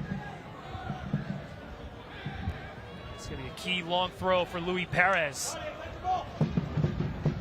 Throw in. Loose ball out of bounds. And it'll go back to Phoenix. Wow, Andrew, you just decided to talk about when Phoenix scores all the time in that time period, and boom, they deliver. Yeah, I thought it was a little short, but now that I think about it, I think it was bang on cue, wasn't it? Sadly. Usually things, when I say things, Dean, they don't come true. So that's not true either. I've been asking Santa for a Christmas present for many years now, and he still hasn't delivered. Comes Burner. Captain's armband will go to Donovan, so Paco Craig will come out. So Burner comes in, brings a little bit more of an attacking presence, as really it's kitchen sink time now, Brian. I think they got to bring everything and then some, down 2-0. Yeah, they're now moving Maldonado into the midfield. So now North Carolina going with a back four with Donovan and Sundstrom as the center backs and Alcock and Burner as the fullbacks. I mean, all intents and purposes, down 2-0. It's a back two, I think. Yeah, Burner and Ahmad Alcock in particular, not out-and-out fullbacks. Alcock sort of converted from an attacking midfielder, wide midfielder, into a defensive role, so he'll certainly be flying forward, but I think this is where, if you're Isan Sako or Remy Cabral on the bench, you're licking your lips hoping to get on the field soon to go and get yourself another goal. Kill this North Carolina team off. So it'll be a throw-in for Mikey Maldonado in North Carolina FC. Just like a corner kick. That's how good his throw is. Can something result? Ooh, Sundstrom needed to flick that. Summersall gets a piece of it. It'll stay with North Carolina FC and Mikey Maldonado. But it's at least testing this Phoenix defense out, as North Carolina players are the first to get up to it. Maldonado looking for Donovan. The ball to Ahmad Alcock. Now Perez, side of his foot. Just trying to find the head of Sundstrom. Now Burner, just off the bench. Lex Anderson Jr. really good at beating players 1v1. Turns out to be a pretty good ball. Dolabella got a piece of it. Lex Anderson Jr. has that special sauce that when it's in form, it's pretty tasty. Minute 66, though, is plenty of time, Andrew Tate, but certainly a big hill to climb right now for North Carolina FC. It is, but offside. I'll tell you what, I think that was close, Dean. I do too. I think he sort of stepped with the defense there, but doesn't matter. But yeah, for me, I go back to Phoenix Rising. They've been a roller coaster of a team. Winless in 6. This game is far from over. I think if Phoenix goes and gets the third, I'll change my tune. But right now, if North Carolina can get one, Phoenix Rising, they give up goals, they concede chances, and you mentioned it earlier, Brian, looking to put that 90 minutes together. Right now, brilliant through 66, but they've got a fair bit of work still to do here. Yes, they do. And just going over my notes, we mentioned 8 times they've either come back or given away multiple goal leads or deficits. 3 times they had a lead, they were pegged back by Detroit, they were pegged back by Birmingham, they were pegged back by El Paso. See, I like that thought from Alcock, because I think he thought Dolabella was going to release. Unfortunately, he didn't, and it's just right back to Phoenix, and more of the clock will get chomped up here as well, Andrew. Yeah. Palmo Ducat staying on his team, barking out the orders. I want to keep them disciplined, because it's these lulls and frustrating points where North Carolina just give the ball away or things go right, where you can lose your lapse in concentration. Sundstrom. Ooh, what a gorgeous tackle. And then he'll lose it. No whistle. So taken right back by Dennis. Now Burner. Hey, catch the North Carolina Courage next home match. It's tomorrow at 7:30 as they face the Washington Spirit for Around the World night. Grab your tickets tonight at tickets.nccourage.com. And as Brian and Andrew mentioned already, not too many tickets left, which is exciting.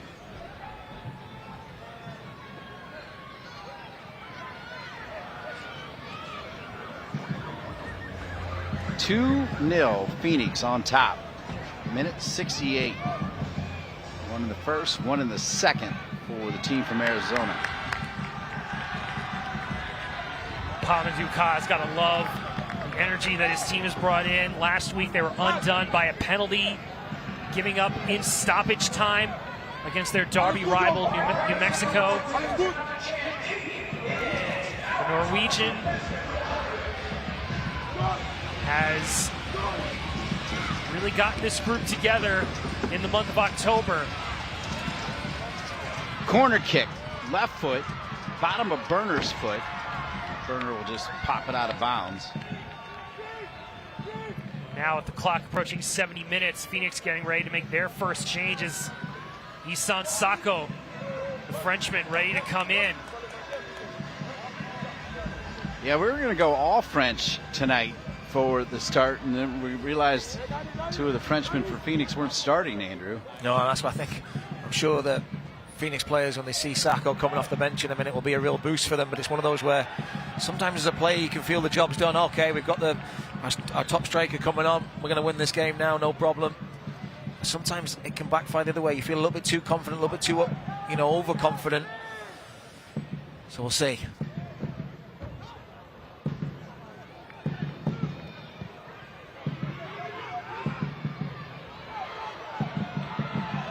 Anderson Jr. doing all he can to try to get to it. Great defending, though, by that back line for Phoenix.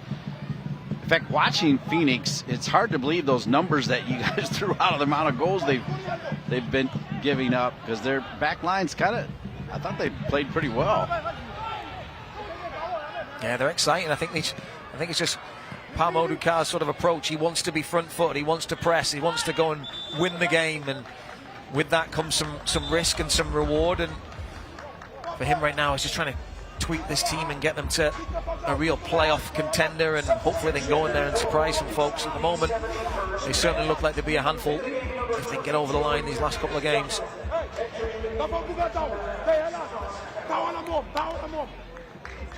Now you bring in the team's top goal scorer, Isan Sako.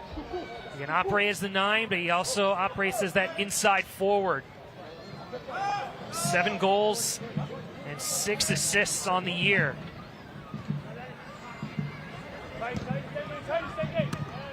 Sako's done a lot of his damage away from the desert. 5 goals on the road.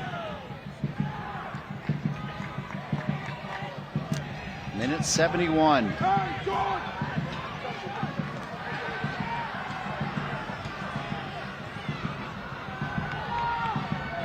Smith somehow keeps it alive. I think defensively for Phoenix, Popmar Boy has really stepped in and done well defensively for Pamaduka. Yeah, he's only 21 as well. They've got some young players in this squad. Excellent pass back. Cut back in as the cock was spun. So it'll be a goal kick coming for North Carolina FC. Down 2-0, 72nd minute. You saw that lethality move by Isan Sako. First year with the club. Last played in Switzerland, but grew up in France, played for the Strasbourg Academy. Strasbourg near the France-Germany border. Now North Carolina, they got to play with tempo these last 20 minutes, Andrew. Yeah, I'm kind of a little bit puzzled by Zemler's decision there. I'm looking, she hit Dolabella earlier. Alex Anderson Jr. doing his best to try to get to it. It's the last thing you want as a central midfielder somersault. You're down 2-0 and I'm getting the ball with no options, facing the wrong way, with players all around me. It'll be a throw-in. Familiar sound at WakeMed Soccer Park. Train tracks nearby. That's by the original name when the team was launched way back in 2007. They were known as the Carolina Railhawks.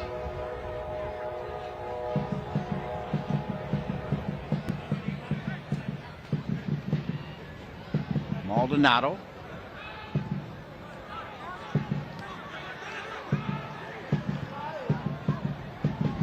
Cock. Alex Anderson will let it roll out for a corner kick. Mikey Maldonado will hustle over. Minute 73. Some wood to chop here. You get the feeling, don't you, Brian, that it's going to have to be a centre-back or somebody here from a set-piece delivery to go and get one back here. Doesn't have to be pretty. Mikey Maldonado got a better look at it.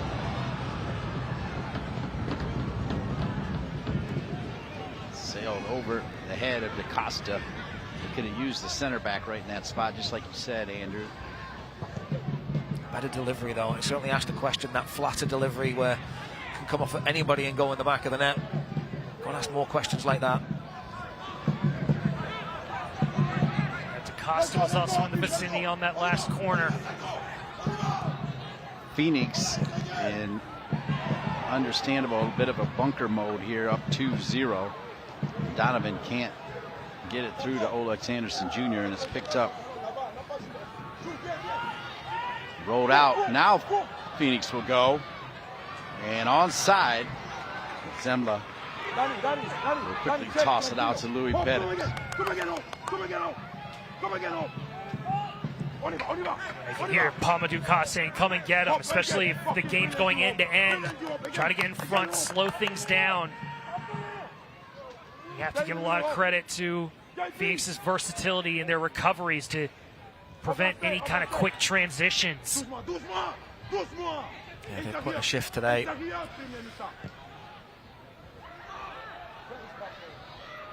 Oof. Olex Anderson Jr. plays it into space and defended well there. As the scout is on for Olex, he loves that move right there. Colin Smith this time back there helping out. Pat Marboy does really well to just see him out over the end line. Good day's work for him. One thing though, on that last drive, that touch from Olex was just a little heavy. Which kind of allowed Colin Smith to get in edgewise, prevents the opportunity.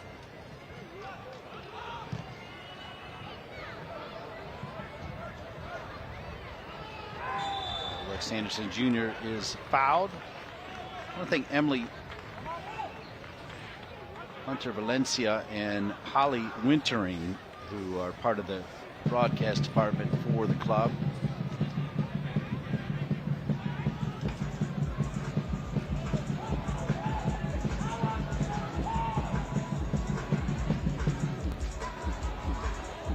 I think communication is going to be key here in terms of who's going to run to the front post, who's going to run to the back post, who's going to stay. Obviously, a lot of targets for Maldonado to aim at.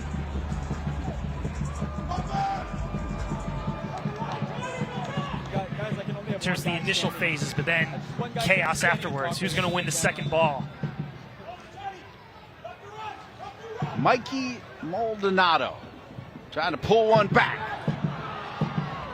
Headed out of there with authority from Phoenix. It'll be a throw in near the corner flag for North Carolina FC, facing a 2-0 deficit in minute 77. Yeah, that was Shihus rising up. The German recently played for the Chicago Fire.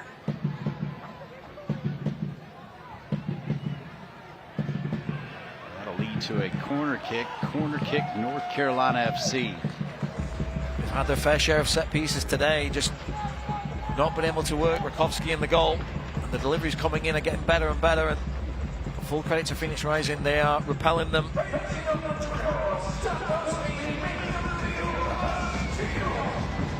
Corner sent far stick.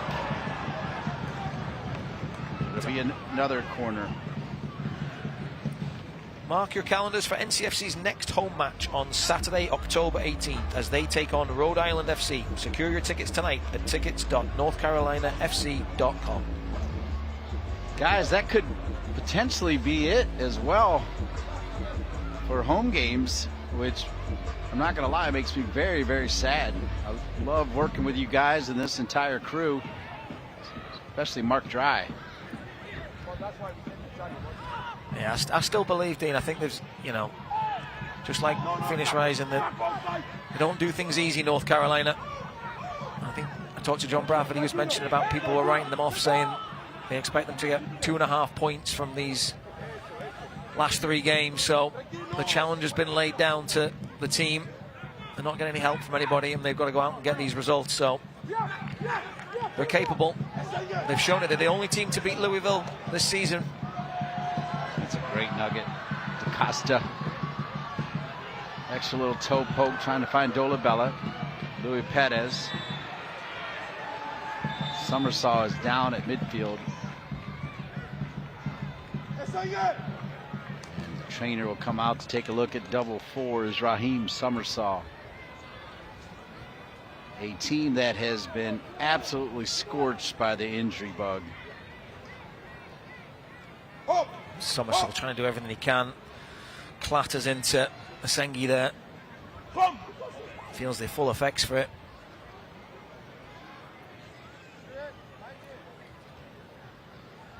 I think every time a North Carolina player falls down at the moment, you just got everything crossed here. You see Evan Conway, the leading scorer. Rafa Mensingen, really influential figure of the team, been here a number of years. Colin Martin in central midfield.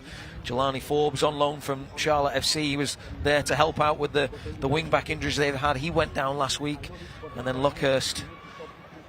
And Ezra, who we haven't seen at all this season, really, right? We were hopeful that he was going to make the end of the season, but just another kick in the teeth for the squad. But as we mentioned at the start of the season, you offer them a chance of a spot in the playoffs, and you see the players that they wish they had on the field. Oh my, that's some talent right there. It really is. Good job by our crew to find the players in the crowd here. So Summersaw not done.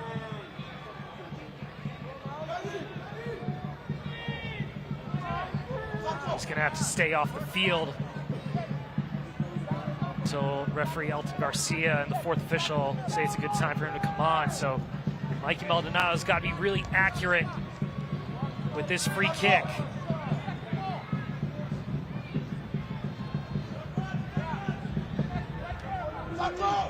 Minute 81. 2-0 Phoenix. Maldonado lofted right to the goalkeeper. Probably should have caught it. The goalkeeper should. It's kept alive. Olex Anderson Jr. And then Burner, but Olex Anderson Jr. called for the foul. Now Summersaw will come back on.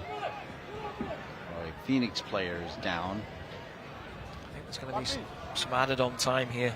For sure. Just the one in the first half, but I think at the times Rakowski sort of taking his time on some of the goal kicks, and then a lot of players falling to the ground. Yeah, we give a lot of credit to Phoenix Rising's defense. We have hardly mentioned Patrick Rakowski's name, that Phoenix is #1 in goal.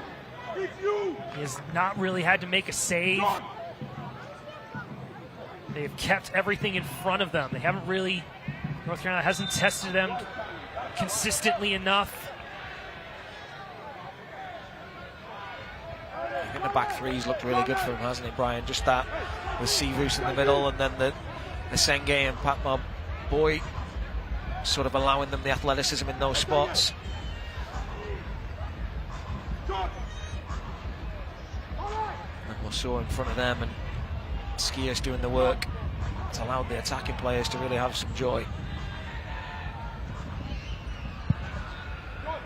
At this point, Phoenix getting ready to make a couple changes, especially in the middle of the park. See Noble Okello and Zion Emmers. With the left foot. Up by Zemla. He'll boom it long, hoping that Olex Anderson Jr. can somehow trap it. Well defended by Phoenix. Ahmad. Get it to DaCosta. Ahmad Elkak again winning it in the back. There's Donovan comes over. Just got to be careful. He is on a yellow. That's why Phoenix was up in arms about the possible foul there. Coaching staffs will look for any edge necessary. Quick restart, though.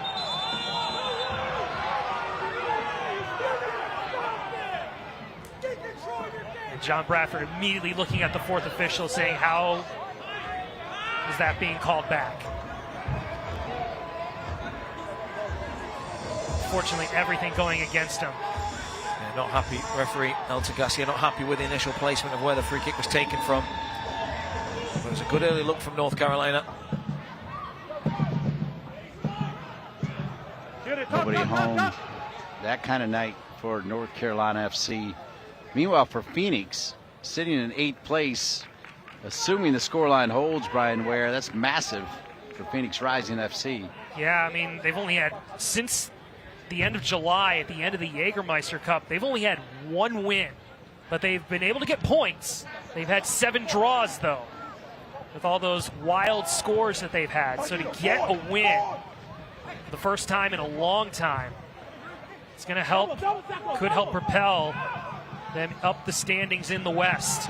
This started from an incredible pass from DaCosta. He gets it back. Drops it, another incredible pass to Luis Perez. They want a handball.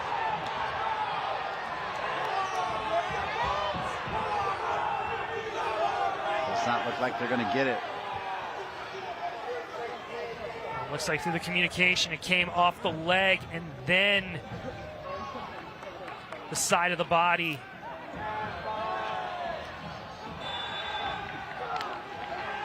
Okello looks like the starting forward for an NBA team. Getting ready to come in. Good size for number 8. He's just going to come in for Flores. Flores who picked up that early yellow card. Trying to make sure that they keep 11 on the field. Meanwhile, the Academy boy, Jason Quintanilla, is going to come in for Summersall.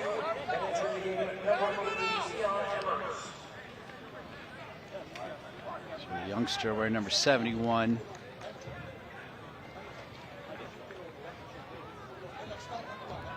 He's a creative player. Don't want to get into his feet and give him an opportunity to try and unlock this Phoenix back line.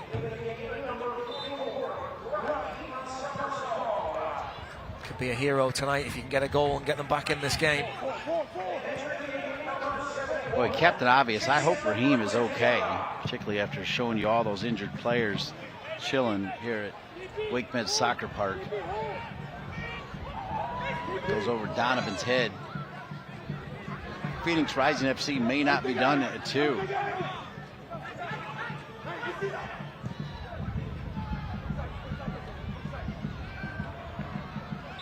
Dolabella, good defense, earns the foul.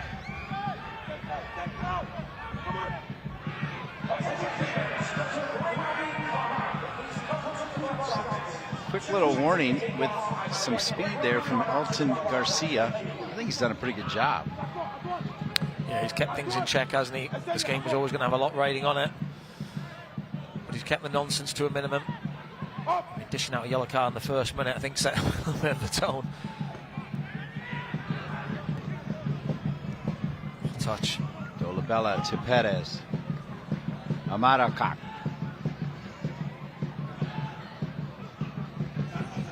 Luis Perez. Now Donovan. And Sundstrom. Burner. That's a handball right in front of the ref. They'll play advantage, though. And shot released there by Burner. First save for Patrick Rakowski, German goalkeeper. Spent some time playing in both the Bundesliga and the Zweite Bundesliga. Lovely accent there, Brian. Well done. Bonus points. It's one of those multi-language encyclopedias. I was going to say, you're really paying a lot for this one. Donovan. Oh, little nutmeg. And It's going to leave things open, but it'll go out of bounds right in front of the Phoenix Rising FC bench as we're in minute 88. Yeah, you know you're struggling when you're asking your centre back to nutmeg the striker on the halfway line to try and get something going. In one of those nights.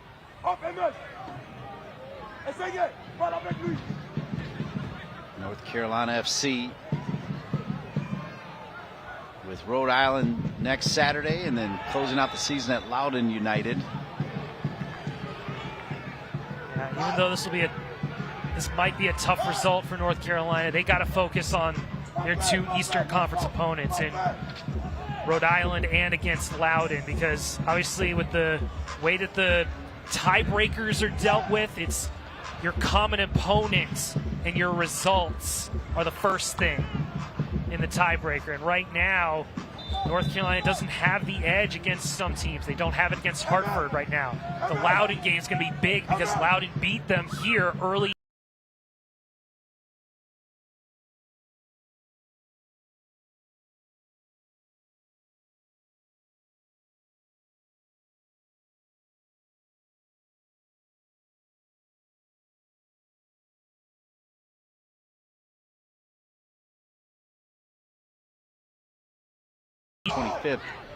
Take on Pittsburgh. And time to start thinking about the amount of added time presented by Town with an E Properties. And I'm going to guess first this time. I'm going to say 5. Andrew? 6. I was leaning towards 4 in the back of my mind. Glad none of you took it. All right, well, we were perfectly bad the first time through, so it's going to be 3. Position!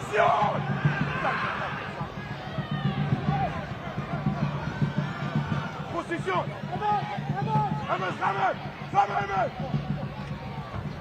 Minute 90. I did my best Ricky Bobby impersonation to get here from Charlotte today. No tickets, no accidents. You're seeing your first touches from Quintanilla, getting the whistle, getting the free kick.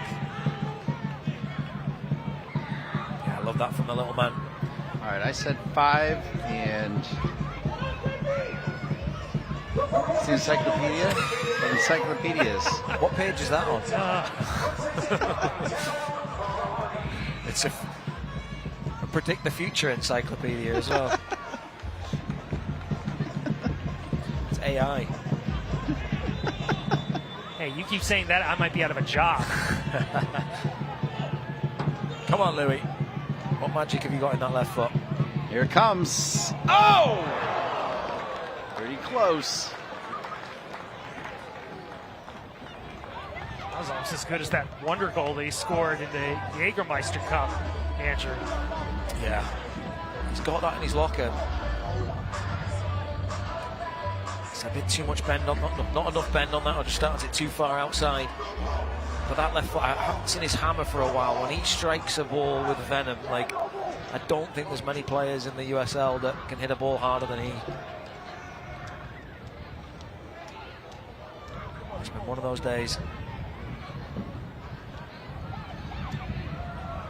Official has indicated that there's a minimum of 4 minutes of added time presented by Town Properties.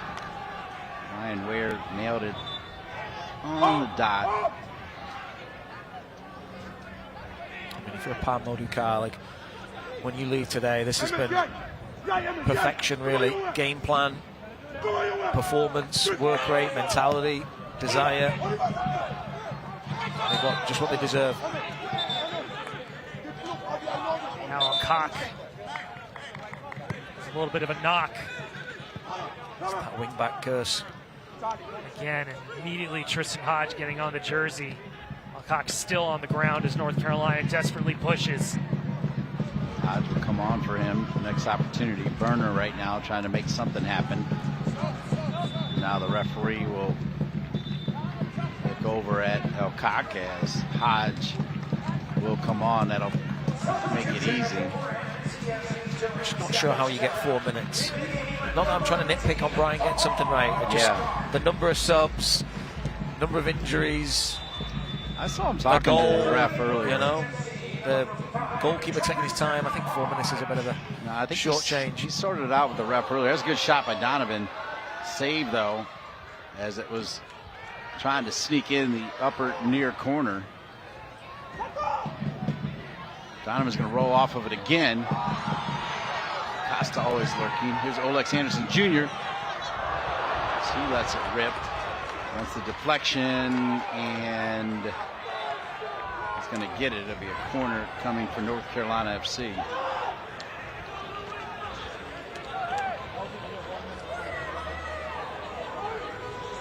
All hands on deck for Phoenix.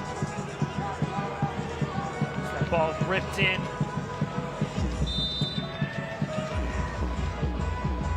Just striking the body of one of the defenders. Picked up by the goalkeeper, so close. It was right there, Donovan.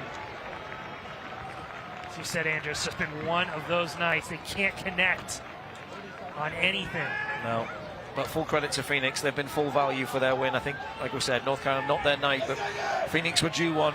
Had winless in 6 and 5 draws and all the roller coaster rides you can think of for them. But this is a huge win for them in their push to get in the playoffs. And they look like they could be a threat in the Western Conference.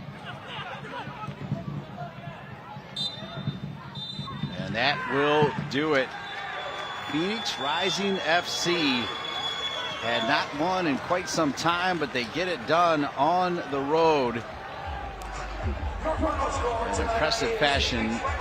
North Carolina FC devastated by injury, and it showed tonight. Your final score, Phoenix Rising FC 2, North Carolina FC 0. When we return, Andrew and Brian will put a capper on the night. Congrats to Phoenix Rising FC, 2-0 winners over North Carolina FC.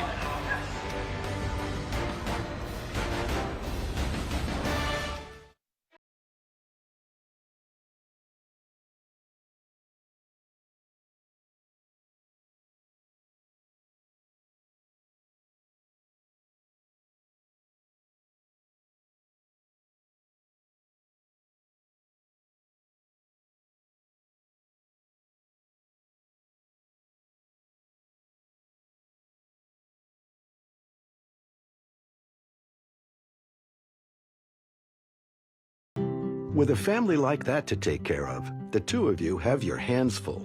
At WakeMed Urgent Care, we're everywhere you are, so getting the care they need when they need it couldn't be more convenient. Soccer star? Easy. Kids? Covered. The twins? Done. Aches and pains? Virtual urgent care to the rescue.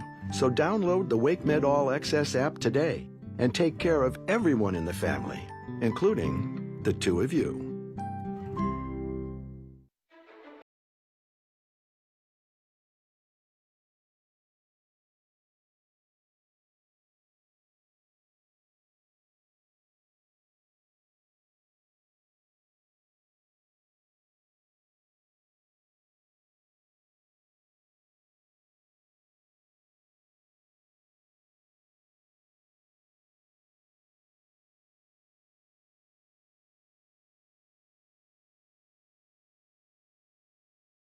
Phoenix Rising FC travels from Arizona into North Carolina, and they'll lead with a 2-0 win over North Carolina FC.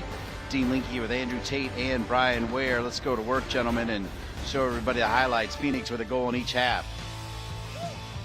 Yeah, and the goal here from Charlie Dennis, his 6th of the season. Great movement around. Colin Smith was active everywhere, and Dennis capitalizing on the rebound. Great control, able to beat Oliver Zemla and get the goal. That gave Phoenix the 1-0 lead.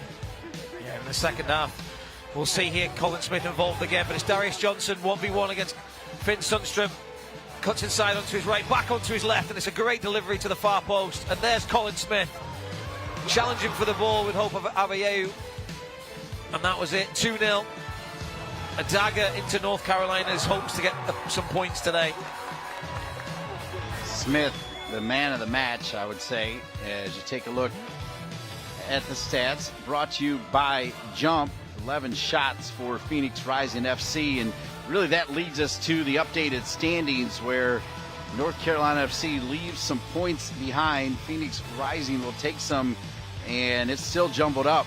It is, and for North Carolina, they'll be hoping that Hartford and Loudoun drop points tomorrow and they can stay in that fourth place position, and then they'll be just down to the last 2 games. And as we move over to the West, Phoenix with the victory, they now move up to 6th in the West with 36 points. And this is going to be a big opportunity for Phoenix if they can nip against El Paso and against try to fight for that top 4 spot and possibly get a home playoff spot.